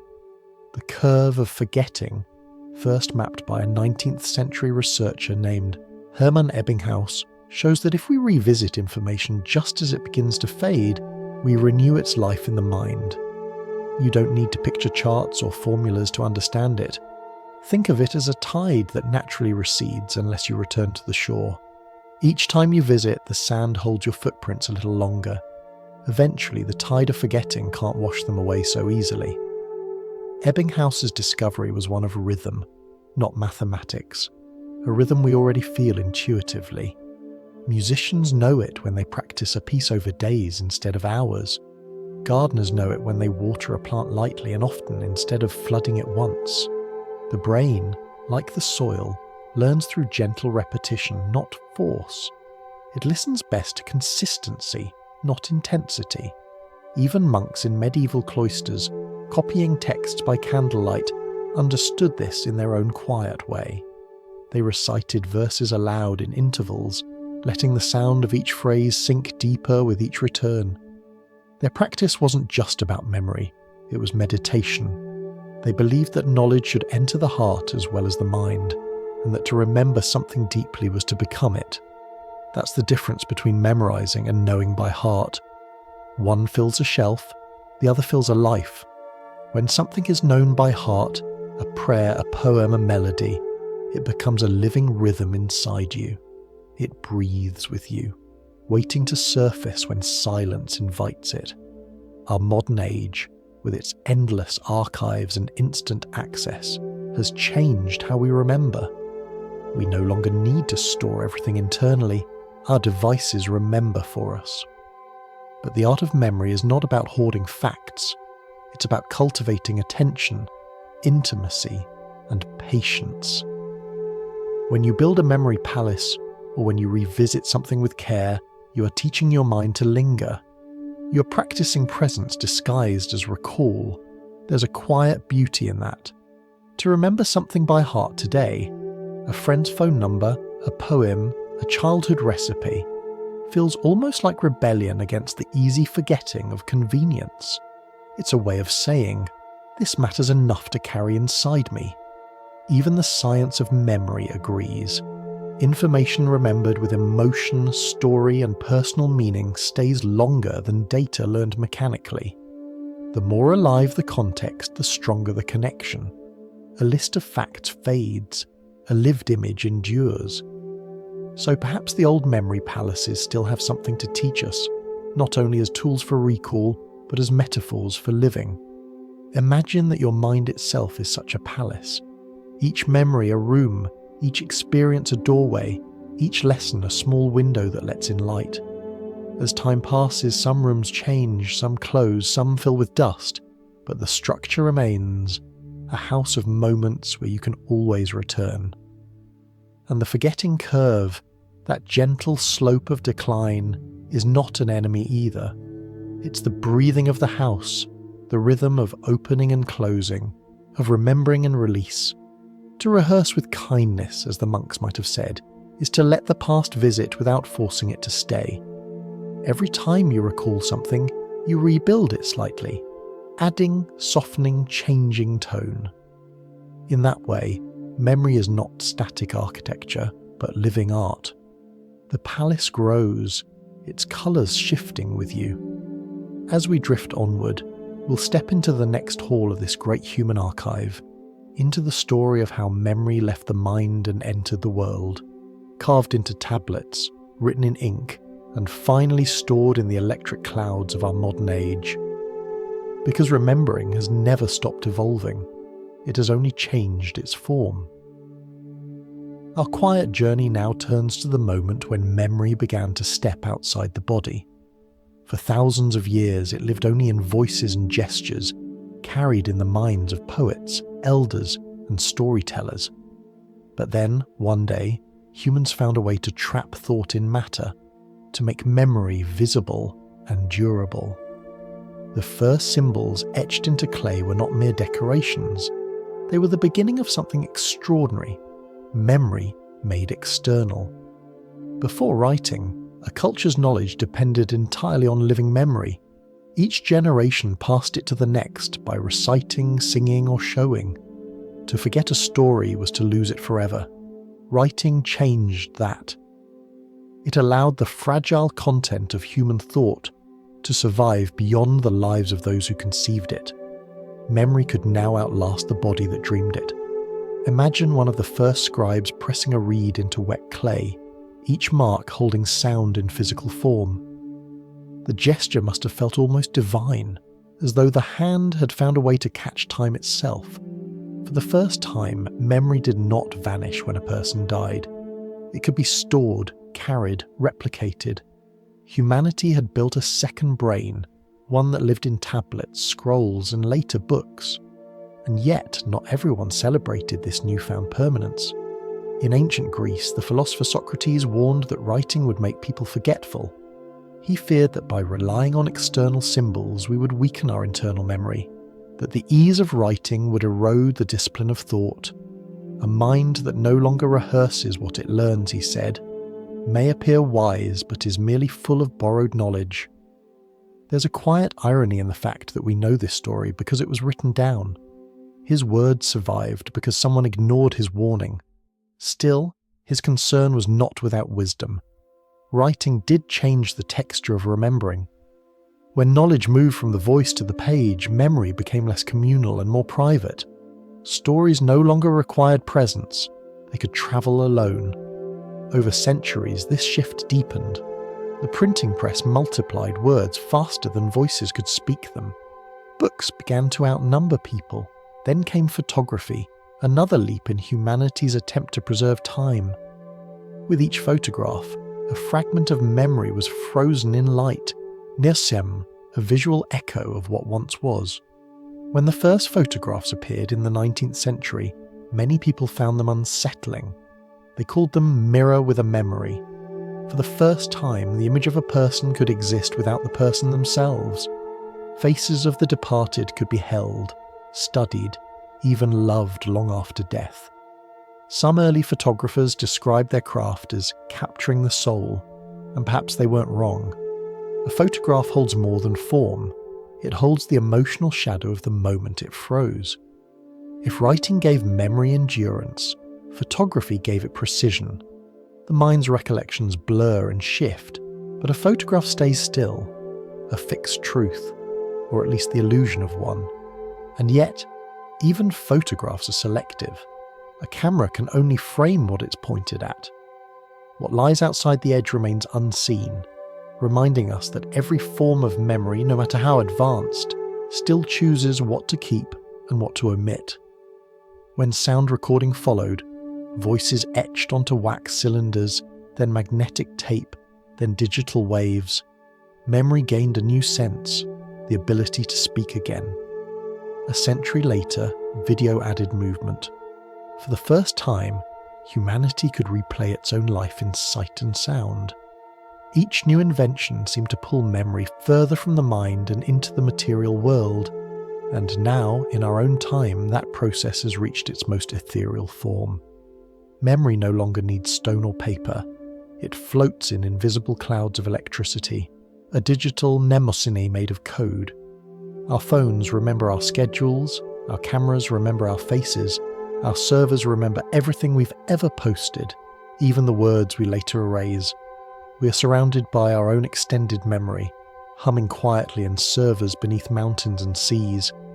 We might think this makes us more forgetful, but perhaps it simply changes what we choose to remember. The human brain has adapted.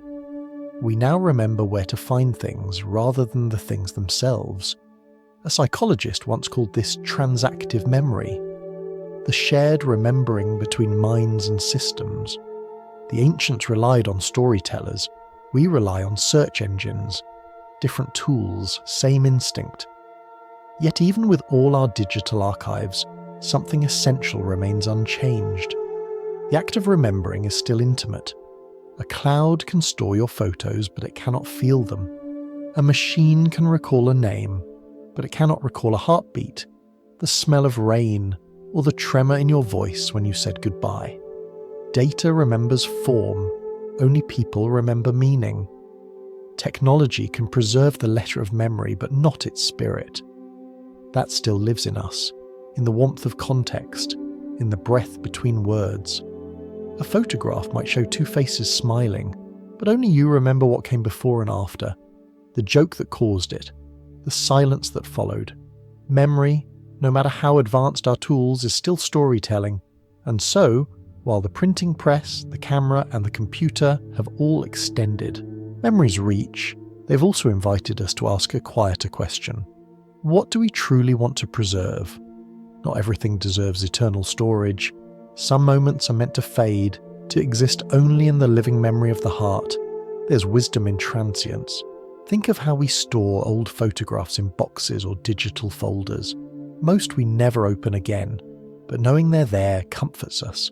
Like having a keepsake in a drawer, the act of saving becomes a ritual of care, even if the saved item is never used. Perhaps the real memory isn't in the storage at all, but in the decision to keep it. So much of modern life revolves around preservation, backup drives, online archives, endless photographs. Yet when we look back, what moves us most are not the files, but the feelings. The trembling in an old voice recording, the grain of film that makes a memory shimmer, the imperfections that reveal the human hand. Maybe that's the lesson hidden in this era of abundance, that memory's beauty lies not in perfection, but in fragility. A photo fades, a file corrupts, but the story endures because someone still cares to tell it.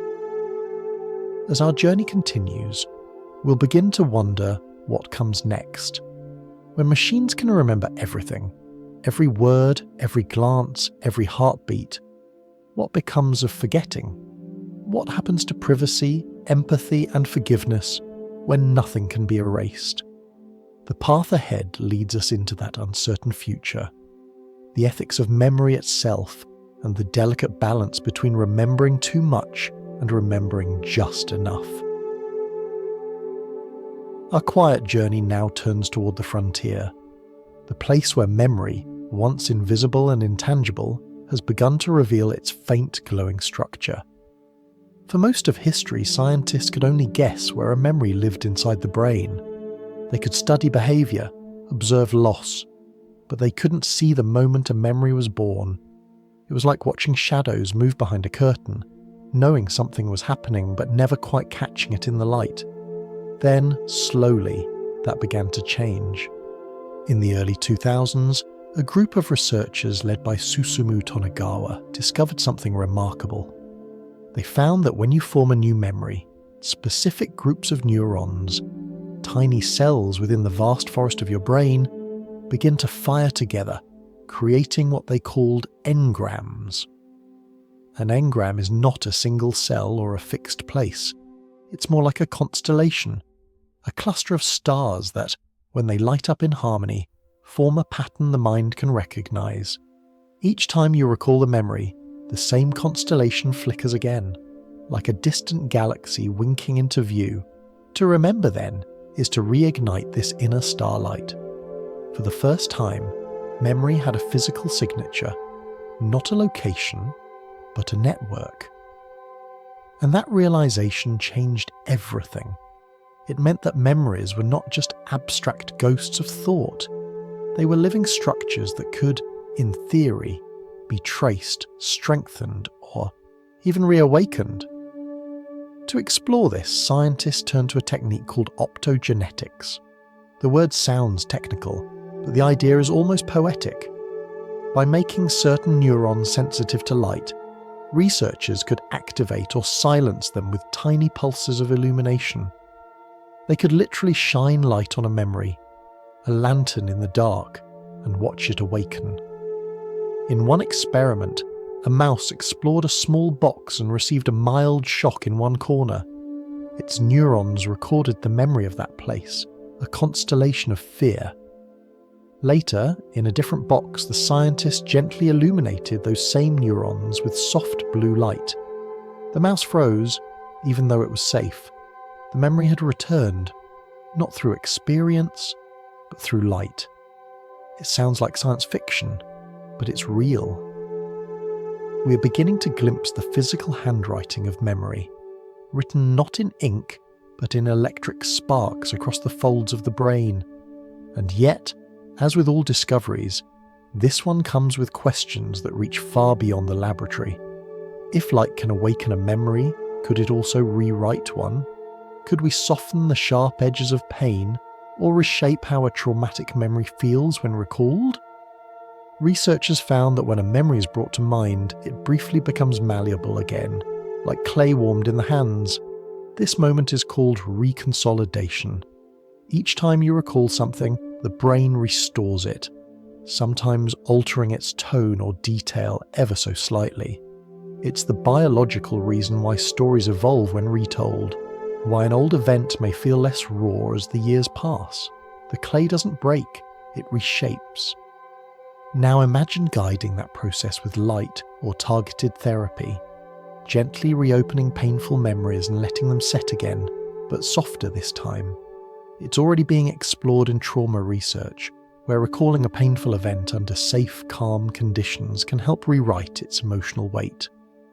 The memory remains, but its power to wound begins to fade. The ethics, however, are delicate. If we can change how memories feel, where do we stop? Should we? Pain, after all, has purpose. It teaches, warns, shapes, empathy. Without it, we might repeat our mistakes or lose part of what makes us human. But too much pain, left unhealed, can trap a life in perpetual echo.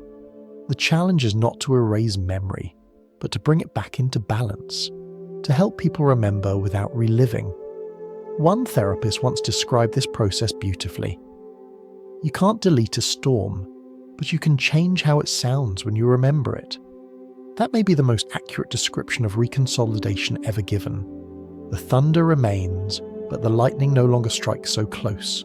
This idea, that we might someday heal the emotional weight of memory, has drawn both hope and caution from philosophers and scientists alike. What if our memories define who we are precisely because of how they hurt? What if the process of healing too perfectly would also erase the growth that pain once demanded? These questions aren't new. The ancient Greeks had their own myth for this dilemma. They said that before souls were reborn, they drank from two rivers, one of remembering and one of forgetting. The wise drank from both, knowing that too much memory would bring madness, but too much forgetting would bring emptiness. Perhaps modern neuroscience is rediscovering that same balance, only with microscopes instead of myth. When scientists use light to activate a memory, what they're really illuminating is this timeless truth. Memory is living matter. It changes, adapts, rewrites itself constantly.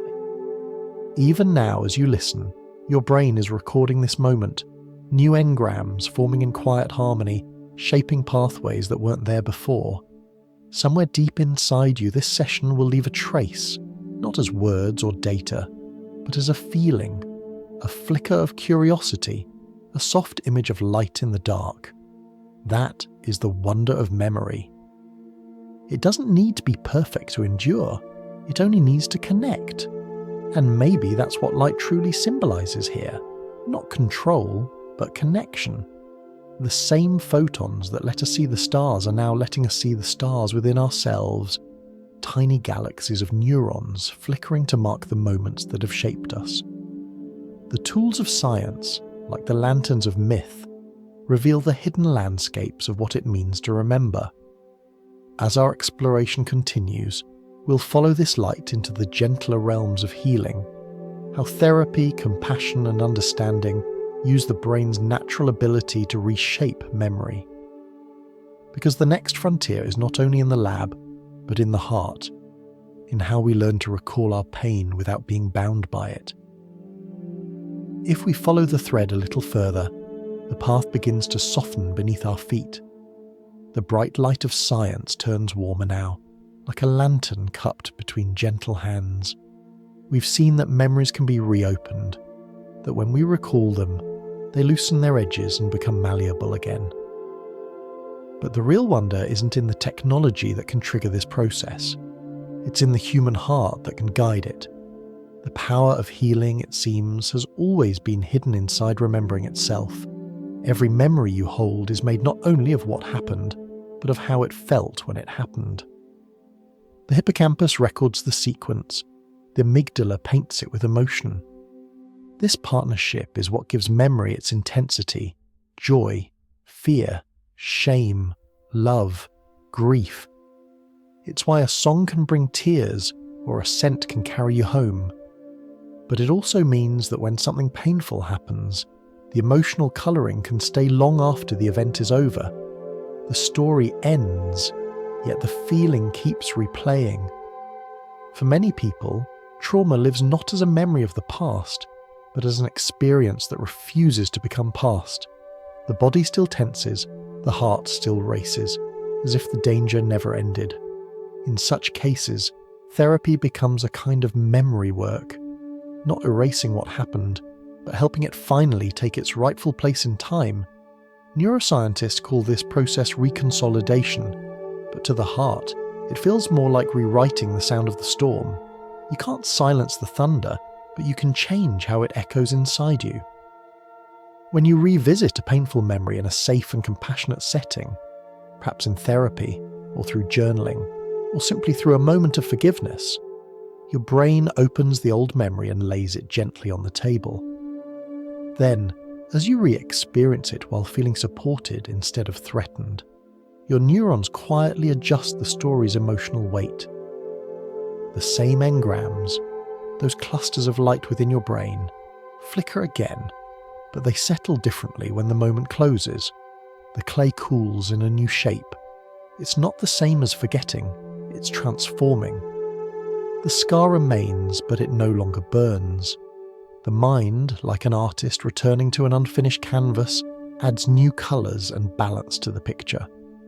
This ability to reshape emotional memory may be one of the most profound forms of self-healing we possess. Long before we had words like reconsolidation or neural plasticity, people intuited it through ritual.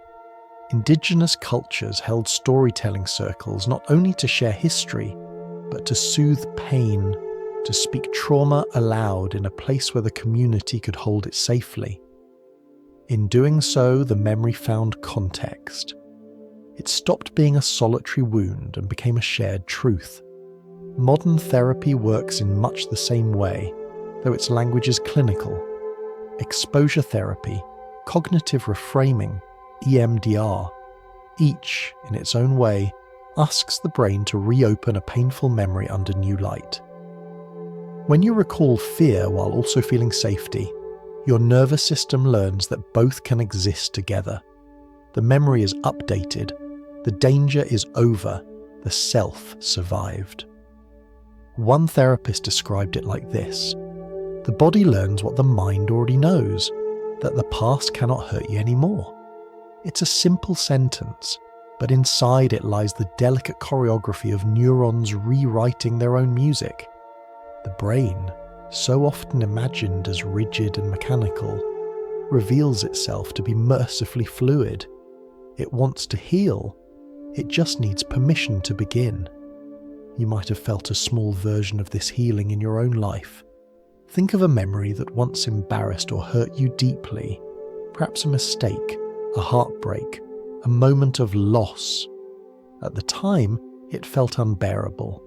But years later, when you tell the story to a friend, you might even laugh. The facts haven't changed, only the tone has. That shift is emotional reconsolidation, the quiet miracle of meaning replacing pain. There's even evidence that compassion itself rewires memory. Acts of forgiveness, whether toward others or oneself, seem to reduce the stress signals the brain once attached to certain memories. In that release, energy once trapped in fear becomes available again for creativity, connection, and calm. It's as if every healed memory gives a small piece of your life back to you. But healing doesn't mean rewriting history. The goal is not to create a false version of events, but to see them with new eyes. Memory, after all, is already reconstructive. It was never a perfect recording. It was always an evolving interpretation. To heal is simply to take an active role in that evolution, to become the author of your own narrative instead of its captive. Some neuroscientists have begun to imagine a future where memory editing could be done chemically or electronically, turning down the intensity of trauma or fear with targeted precision. The thought is both promising and unsettling. Could we one day adjust emotional pain as easily as we edit a photo? And if so, would that be mercy or theft of meaning? Perhaps the answer lies not in technology but in empathy, because the gentlest form of editing already exists in our relationships. When someone listens to your story with patience, when they offer understanding instead of judgment, they help rewrite the emotional trace inside you. The neurons that once linked pain with isolation now link it with connection. The memory changes not because of machines but because of kindness. This is why talking helps. It's not just catharsis, it's neurobiology wrapped in compassion. Every time you tell your story to someone who cares, you soften its edges a little more. The storm inside you becomes a rain shower outside the window, still real, but no longer threatening. In this light, healing becomes not the erasure of memory, but its integration. The goal isn't to delete the difficult chapters, but to read them until they make sense, until you can close the book gently and move forward. The past remains part of you, but it no longer commands you.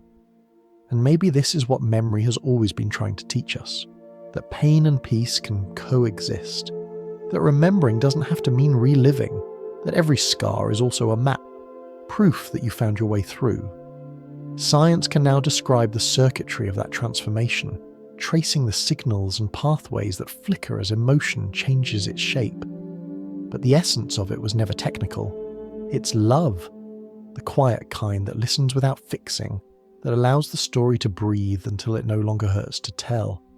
As we drift onward, we'll look beyond healing to the future, to what happens when memory no longer belongs only to one person, when technology begins to weave thought itself into a shared network. Because if our minds can touch across light, the next question is not what we can remember, but what we should share. Our story now drifts into the glowing frontier where thought meets circuitry, where the whisper of neurons begins to merge with the hum of machines. For centuries, memory was entirely human, bound to the fragile networks of our own brains. But in recent years, something extraordinary has begun. We are learning not just to study memory, but to share it. It started quietly, as most revolutions do, in small laboratories, with faint electrical signals flickering between electrodes thinner than a strand of hair. Scientists discovered that they could record patterns of neural activity linked to specific experiences and, under certain conditions, stimulate those same patterns again. A memory, in its most basic form, is a pattern of activation, not a single note, but a melody of signals. If you can replay the melody with enough accuracy, the feeling of memory stirs once more. One experiment showed that a rat, taught to press a lever for a reward, could have that knowledge transferred to another rat by replicating the same pattern of stimulation in its brain. The second animal, without ever performing the task before, behaved as if it remembered. It's not the kind of remembering we know, more reflex than reflection, but it hints at something astonishing, that memory, at least in simple forms, can be written, shared, or transferred. From there, the idea grew, not as fantasy, but as cautious research. Could we one day restore memory to those who've lost it? Could a person with Alzheimer's or brain injury regain their sense of continuity through neural implants that bridge damaged regions? Even now, prototypes of memory prosthetics are being tested. Small devices that record patterns in one area of the brain and replay them to another, helping the mind remember what would otherwise slip away. To imagine this is to glimpse both hope and unease. The promise is profound. To give memory back to those who have lost their past, to preserve knowledge across generations. But the questions that follow are no less profound. If we can share memories like files, where does privacy end and intimacy begin? If we could feel another's memories directly, their joys, their sorrows, would empathy deepen, or would individuality blur? Imagine, for a moment, that you could access another person's memory not as a story told, but as an experience felt. You could feel their first heartbreak, their childhood laughter, their grief at losing someone. You would no longer need to guess what they meant when they said, "I miss her." You would know. It sounds like the ultimate empathy, the dissolving of the barrier between self and other. But it also sounds like the end of solitude, and perhaps the end of the self as we know it. Because to feel everything another has felt is not just to understand them, it is to merge with them. Some philosophers warn that complete transparency of memory would erase the boundaries that give relationships their meaning. Love, after all, thrives not on perfect knowledge, but on the gentle mystery of another person's inner world. Empathy is precious because it requires imagination.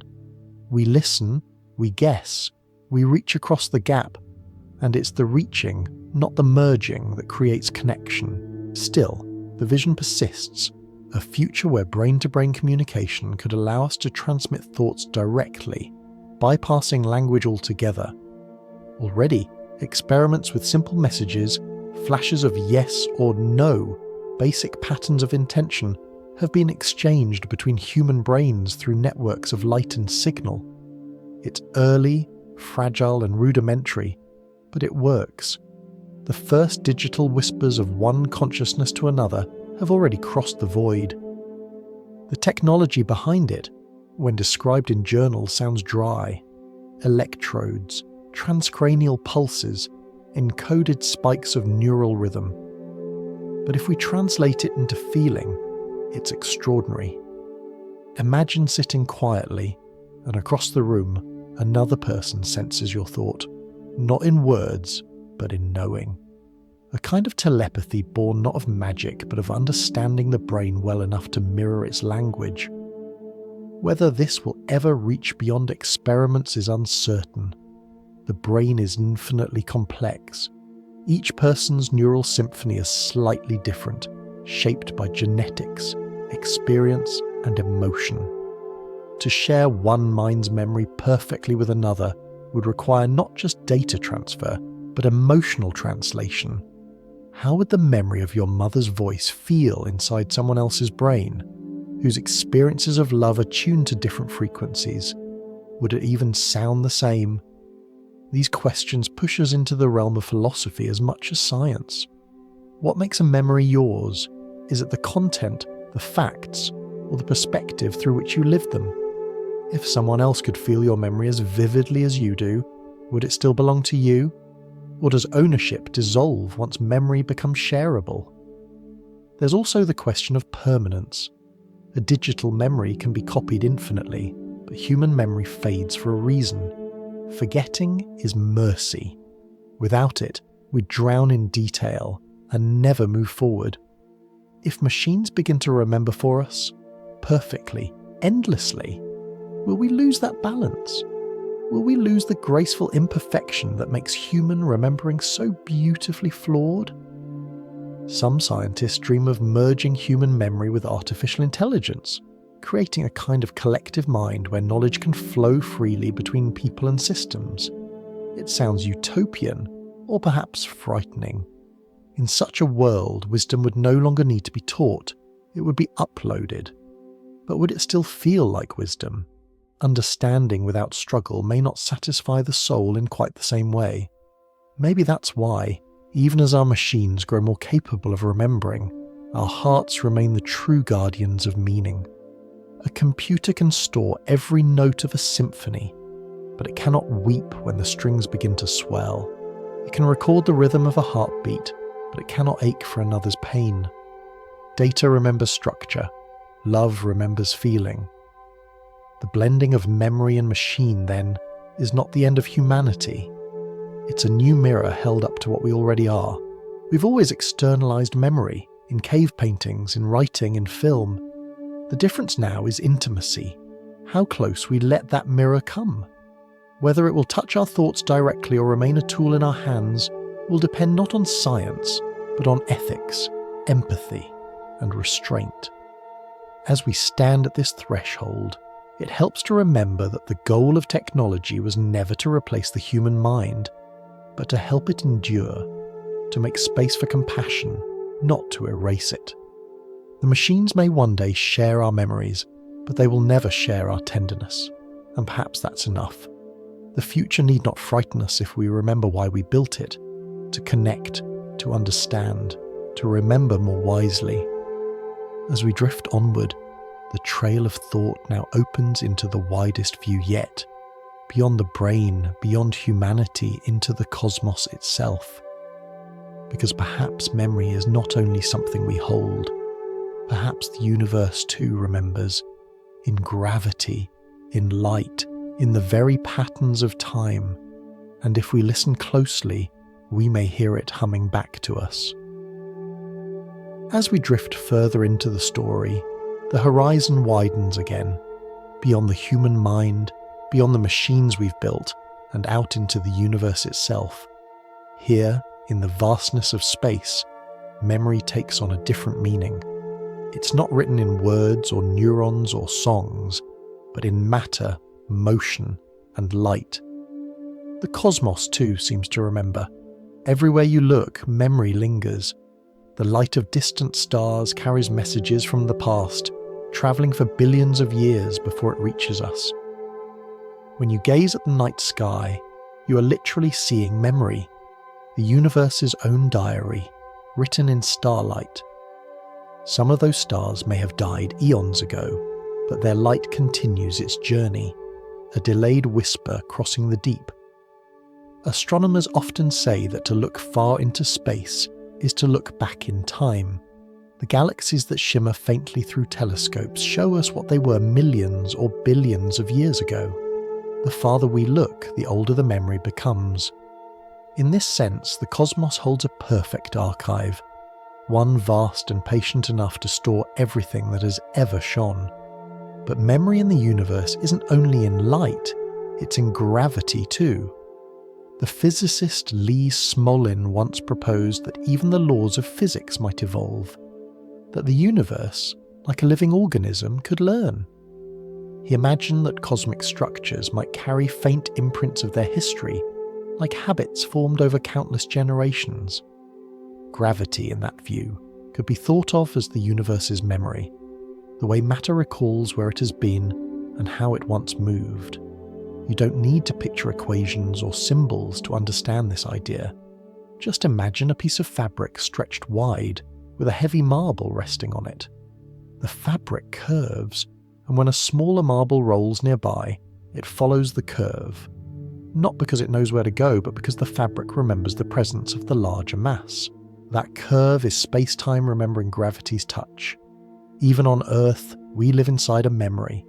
The planet itself keeps record, in layers of rock, in tree rings, in ice that traps ancient air. If you could read those layers like pages, you'd find stories of fire and flood, of forests rising and falling, of creatures long vanished. The Earth, like a quiet librarian, keeps its own archive beneath our feet. And within that archive lies the story of us. The carbon in our bodies was forged in the hearts of long-dead stars. The iron in our blood once burned in supernovae. The calcium in our bones belonged to earlier worlds. We are, in every sense, composed of memory, living fossils of the cosmos's earliest fire. When we speak, when we breathe, even when we forget, we are reenacting a story billions of years old. Some physicists speculate that on the smaller scales, at the level of quantum particles, the universe may carry an even subtler kind of memory. Entangled particles, once connected, continue to influence each other even when separated by vast distances. It's as if, after meeting once, they never truly forget. Their states remain linked, whispering across the dark like twin candles that flicker in unison though oceans lie between them. Whether this is memory in the human sense hardly matters. The metaphor is irresistible. It suggests that connection leaves a trace, and that nothing in the universe is entirely lost. Even at the smallest level, relationships persist. In a way, this mirrors the way our own minds work. Each thought and experience leaves a trace, an engram, a small pattern of light within the brain. Over time, those traces combine into identity, into continuity. Perhaps the universe itself is doing the same, learning, evolving, forming patterns of self-awareness through stars, planets, and beings like us. To call the cosmos a mind might be poetic rather than literal, but the parallels are difficult to ignore. It stores information, it processes energy, it builds upon its past. Galaxies spin in spirals that echo the worlds of fingerprints, neurons, even seashells.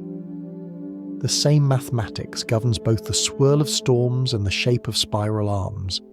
It's as if creation keeps reusing its favourite memories, remixing them in new forms. Some thinkers have called this the cosmic memory field, not as mysticism, but as metaphor for how structure endures.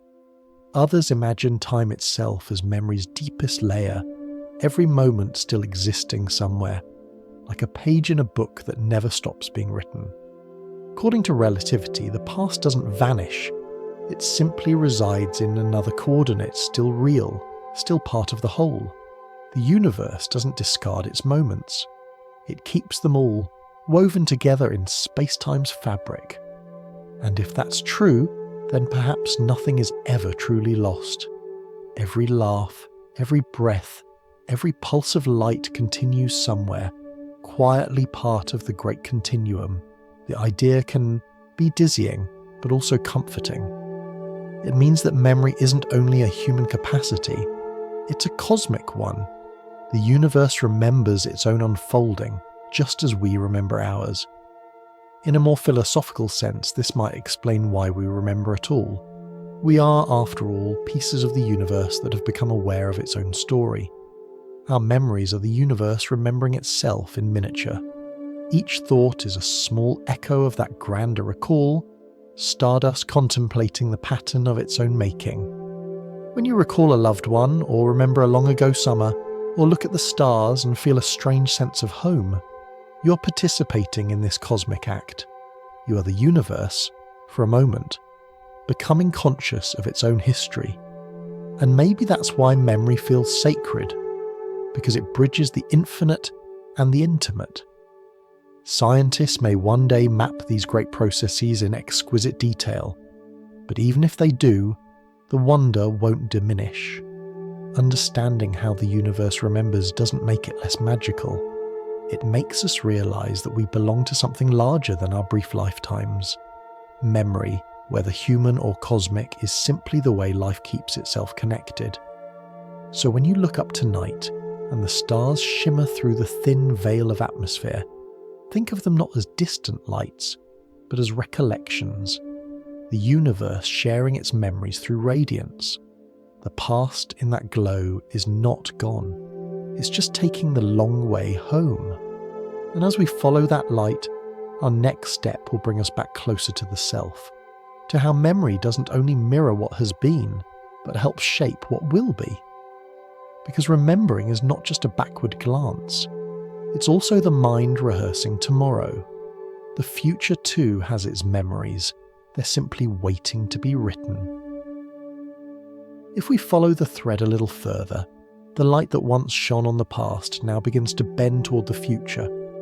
Memory, after all, was never designed just to look backward. In a very real sense, it's also how we imagine what lies ahead. The same neural circuits that allow you to remember yesterday are the ones that let you picture tomorrow. In the brain, the two acts are twins, different only in direction. When you recall the past, your hippocampus, that small seahorse-shaped librarian, reassembles fragments of experience into a coherent picture. But when you imagine the future, it performs the same dance, pulling from the same shelves, rearranging the pieces into new combinations. To remember is to reconstruct. To imagine is to pre-construct. Both are forms of time travel. This overlap has been confirmed in studies that observe brain activity during remembering and daydreaming. The same regions light up in both cases. The mind doesn't separate past and future the way we think it does. It moves sideways in time, slipping between what was and what could be, stitching both into the narrative of the self. That's why memory isn't a static archive. It's a workshop. Each time you think of something you've lived through, your mind doesn't simply replay it, it remodels it. And in doing so, it subtly shifts who you are becoming. You are, moment by moment, built out of your own reflections. Imagination, then, is not an escape from memory, it's memory reaching forward. When you dream of possibilities, your brain uses its stored knowledge to simulate outcomes, testing them gently in the theatre of your mind. It's a quiet rehearsal for life. Even when you worry, when you picture what might go wrong, you're using the same mechanism. The mind's purpose isn't prediction so much as preparation. It paints scenarios so you can enter the future already half familiar with its texture. In this way, memory is a kind of internal compass. It points not only to where you've been, but also to where you might go. Each remembered success becomes a source of confidence. Each remembered failure becomes a lesson. Even the smallest recollections of the sound of rain, the kindness of a stranger, the smell of bread, quietly shape the choices you make tomorrow. And because memory is reconstructive, it can also be creative. You don't remember your life as a perfect film reel. You remember it as a story, edited, polished, full of meaning. You highlight the parts that fit who you are and let the rest fade into suggestion. That narrative instinct is what lets you grow. You rewrite your past just enough to make room for your next self. Sometimes we think of imagination as a gift of poets or dreamers, but every human being lives within its current. When you plan a meal, choose an outfit, or think about what you'll say in a conversation, you're running small simulations of the future. You're remembering forward. Dreams are perhaps the most beautiful example of this process at work. During sleep, the mind takes fragments of memory and rearranges them into strange symbolic forms. It experiments freely, unbound by logic. In those surreal sequences, a familiar face in an impossible place, a forgotten road that leads to your childhood home. The brain rehearses emotions, explores possibilities, tests reactions. It's the same engine that builds stories in waking life, simply running with the lights dimmed. Some scientists call this the prospective function of memory, the ability to project experience ahead in time. But you don't need to remember the term to feel its presence. Every time you anticipate how someone might react to your words, or picture the steps of a journey before you take them, you're living within that function. You're turning memory into foresight. It's humbling to realize that imagination and memory are not opposites, but companions. One gives continuity, the other direction. Together they weave a kind of living time inside you, a river that flows in both directions, carrying echoes of the past forward and ripples of the future back. When you think about who you might become, your brain quietly borrows pieces of who you've been. It paints the future in familiar colours. That's why hope feels recognisable, even for things you've never experienced. It's built from remembered joy, rearranged and renewed. And just as hope borrows from memory, fear does too. When you dread something, your mind pulls from the same library, old pain, old danger, and projects it ahead. That's why therapy and mindfulness often focus on reinterpreting the past, because when you heal an old memory, you free your future from repeating it. The horizon widens again. Perhaps this is what it means to grow wiser, not to erase mistakes, but to let them evolve. A scar can be both a mark of injury and a reminder of healing. Likewise, a memory can be both a trace of pain and a blueprint for compassion. The line between remembering and imagining is where change happens, where we edit the self into something kinder, braver, more whole. Some philosophers say we live in a block universe, where all moments, past, present and future, coexist, like pages of a single book. If that's true, then imagination might be the way consciousness flips through those pages, feeling the texture of what's written ahead. We cannot skip to the ending, but we can sense its possibility, like a dream pressing gently at the edges of waking life. Even if that idea is only metaphor, it carries a soft truth, that your future self already exists in potential, waiting for you to remember them into being. Every thought you have today lays a foundation for who you will become tomorrow. So when you imagine the life you want, not in numbers or goals, but in feelings, you're writing your future's memories in advance. You're teaching your brain what home should feel like when it arrives. And someday, when you look back, you may realize that those moments of imagining were the earliest memories of what became real. In this way, memory isn't a prison of the past. It's the soil from which possibility grows. To remember is to plant seeds. To imagine is to see them bloom. And to live, fully awake, is to stand in both at once, aware that the story you tell yourself becomes the world you'll walk into.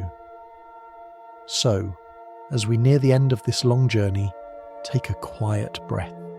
Somewhere inside you, the past and future are already shaking hands. The person you were thanks the person you are. The person you are whispers to the one you will become, "I'm getting you ready." And from here, our story will begin its gentle return, from the vastness of science and speculation, back to the tender heart of what makes memory so human. Because behind all this complexity, the neurons, the light, the cosmos, memory has always been one simple thing: love disguised as remembrance. Our quiet exploration now turns toward the softest truth hidden beneath everything we've learned. After all the circuits and constellations, the rivers of data and the galaxies of light, memory, at its core, is something very simple. It is love in disguise. Every memory you carry is a form of affection. You kept it because it mattered. The mind does not cling to what is meaningless. It holds on to what has weight, laughter, warmth, belonging, even sorrow. We remember not to archive facts, but to honour connection. When you think of someone long gone and feel that small tightening in your chest, that is memory saying, "You mattered enough to keep." It's easy to forget this when we talk about memory as a process. Encoding, storage, retrieval.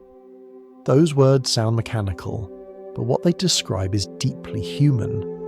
Behind each step is a moment of care. Encoding is attention, the act of truly seeing. Storage is preservation, the quiet promise that something will not be lost. Retrieval is reunion, the return of something beloved to the surface of awareness. Memory, when seen this way, is simply attention stretched across time. Think of the people who live within you, even if they're no longer here. Their voices still echo, their gestures still appear in your own hands. The way you stir your tea, the way you tilt your head when thinking. Tiny inheritances from others, living on without their names attached. This is how love persists, through habits, through details, through traces that outlast even the remembering of their source. When someone you love tells you a story for the 10th time, you may smile because you already know it. But beneath that repetition is something wordless, a wish to keep that story alive between you, to keep your shared world intact. Repetition is love's way of ensuring it won't be forgotten. Scientists can measure neural activity when you recall someone dear, but the language of synapses cannot capture the warmth that floods you in that moment. Emotion is not separate from memory. It is memory made vivid. The amygdala's glow is simply the body's way of saying, this matters. Even grief, painful as it is, proves this connection. We grieve because memory continues. When someone is gone, their absence hurts precisely because their presence is still alive within us. Grief is memory with nowhere to go. It is love that hasn't yet found a new home. In this way, remembering becomes an act of devotion. Across cultures, rituals of remembrance, from lighting candles to saying names aloud, serve the same purpose: to keep love from dissolving into silence. When you whisper someone's name into the dark, the universe listens. It's a small resistance against forgetting, and in that resistance, a kind of immortality. There's a saying in many languages, to remember is to bring back to life. The root of the word remember comes from the Latin rememorare, to call again to mind. But if you look even closer, it shares kinship with remember. To bring back the members, the pieces of what once was whole. In remembering, we reassemble what time has scattered. We piece ourselves and others back together. In relationships, shared memory becomes a kind of glue. Two people who recall the same events differently will still agree on how they felt together. That feeling is the bridge, the shared warmth that defines us. Memory keeps love coherent even as details blur. You can see this magic at work in small things. An old song that once belonged to a friendship, the smell of a recipe passed down, the echo of a laugh that resurfaces years later. These are the threads that weave continuity through the fabric of generations. You inherit not just DNA, but memory. Not in exact scenes, but in gestures, tastes, tendencies. Memory is how love travels forward through time disguised as habit, intuition, or comfort. Even on a larger scale, across families, communities, cultures, shared memory becomes empathy. We teach children about struggles and kindness so that they may remember not only the events, but the values behind them. Memory in this way is moral as much as emotional. It says, here is what mattered and here is why. And when we remember together, something remarkable happens. Individuality softens into belonging. The border between my memory and our memory begins to blur. Think of collective moments. A song everyone knows, a story retold by generations, a national or family photograph that seems to hold an entire era in one frame. These are shared containers of love, stretching across time. Even the act of telling stories to one another is a kind of shared remembering. When you listen to someone's memory with compassion, your brain mirrors theirs. Tiny patterns of empathy sparking as if you were experiencing it yourself. You don't just hear their story. For a moment, you live inside it. And that moment of resonance is the foundation of every deep connection we've ever known. The same brain structures that record our private experiences also light up when we imagine the experiences of others. That's why compassion feels so instinctive. It's the brain's way of extending its memory beyond the boundaries of self. When we care for someone, we begin to remember on their behalf. We hold their stories when they can't. This is why caring for the elderly, for children, or for those whose memory has faded, feels so sacred. We become custodians of their stories, temporary guardians of their time. To love someone who forgets you is one of the purest forms of love there is. Love without confirmation, love as remembrance itself. In the end, perhaps all relationships are shared memory, two consciousnesses overlapping long enough to leave a trace. The laughter you share becomes a bridge that remains even when one voice falls silent. To remember someone, even quietly, is to say, "You existed, you changed me, you're still here." And maybe that's the hidden function of memory, not to preserve information, but to preserve connection. It's how life continues to recognize itself across the vastness of time. So tonight, if you find yourself thinking of someone you miss, someone who shaped your life in ways too subtle to describe, know that this too is remembering. It doesn't need words. Memory is a conversation that never truly ends. It just changes its form. As our journey drifts toward its close, we'll explore one final truth, that forgetting too has its grace. Because love, to last, must learn to let go. The story of memory ends not in holding tighter, but in releasing gently, in trusting that what matters never really disappears, it only becomes quieter, waiting for us in stillness. The path now carries us towards stillness. After so many lights and echoes, neurons, stars, stories, songs, there is only quiet and the soft rhythm of breath. This is where memory begins to settle, not as information, but as presence. Everything we've explored, the architecture of the brain, the music of emotion, the galaxies of time, all lead here to the grace of forgetting and the peace of being remembered. Forgetting, we've learned, is not failure. It's the closing of a chapter once it's done its work. The brain, wise and merciful, lets go not to erase, but to make room. Each forgotten detail is a gift of space, a clearing in the forest so sunlight can reach the ground. Without forgetting, life would be a single unending page, every sound and thought overlapping until nothing could be heard at all. Forgetting is what allows the next moment to begin. You can see this truth in the simplest things. Imagine a candle burning. The wax melts, the flame flickers, the light fades, yet the warmth lingers in the air. The candle forgets its own shape so that its glow can spread. In that way, forgetting is not the end of memory, it's the transformation of it. The same happens inside you. A day passes, a year, a lifetime. You forget faces, words, dates, but what they meant remains.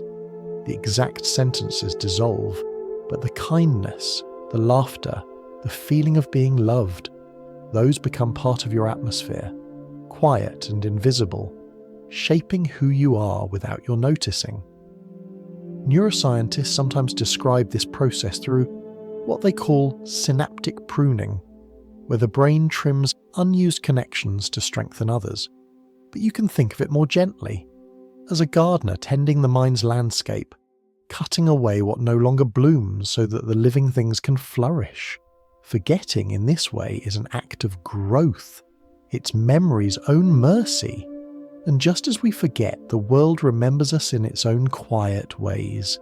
Every word you've spoken, every kindness you've offered leaves traces, not written in stone perhaps, but in people, in gestures, in the air itself. You exist now in others' memories the way they exist in yours, an exchange of invisible light. To be remembered is a strange and tender thing. You have no control over it. You can't choose which version of yourself someone keeps. Yet, in their mind, you live on, maybe through a single moment, a smile, a sentence you once said without thinking. In that moment, you're still alive, flickering softly in the neural constellations of another person's brain.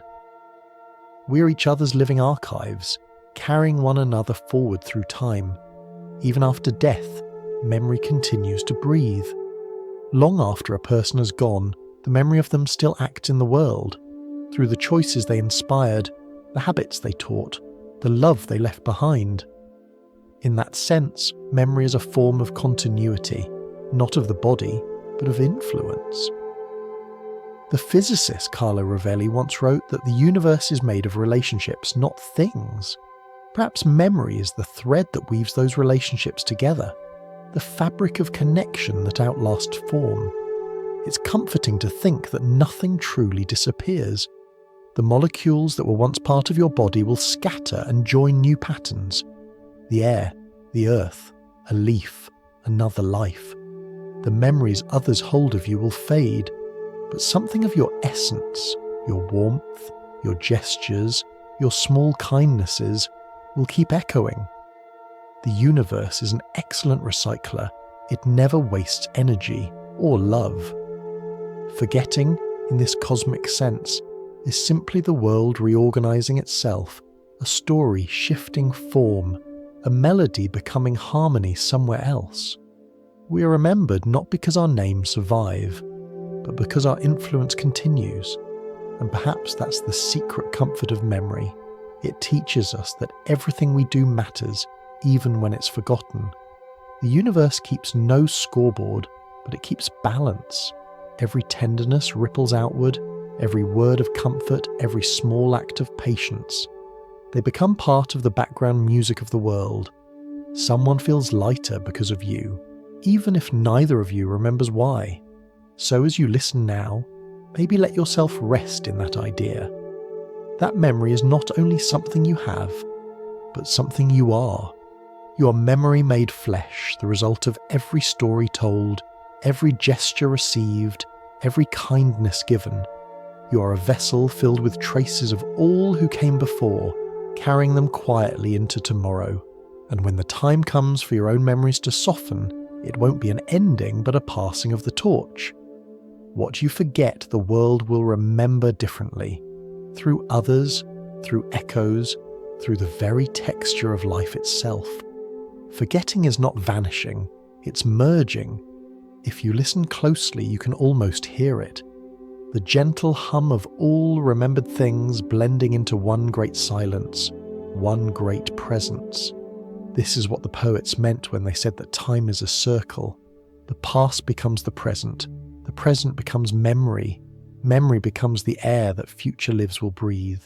Nothing is lost, only transformed. So take one last breath here. Feel the air moving through you, air that once moved through forests, oceans, and countless other lives. It is the world remembering itself, through you. In this breath, every story we've explored still exists. The neurons and the galaxies, the laughter and the tears, the rivers and the light. They're all here, resting inside the same stillness. And perhaps, when you forget all the words you've heard tonight, what will remain is the feeling, a sense of quiet continuity, a warmth that says, I am part of everything that remembers and everything that forgets. Memory doesn't live in the past. It lives in you, right now, in every heartbeat, every breath, every kindness you choose to keep alive. And so, we've reached the end of this long, gentle journey. Whether your eyes are still open or already drifting towards sleep, thank you for walking through this landscape of remembering and forgetting. May your dreams tonight be light, your mind at peace, and your heart quietly aware of the beautiful truth that what you are, all you are, is enough. You are remembered. You are home.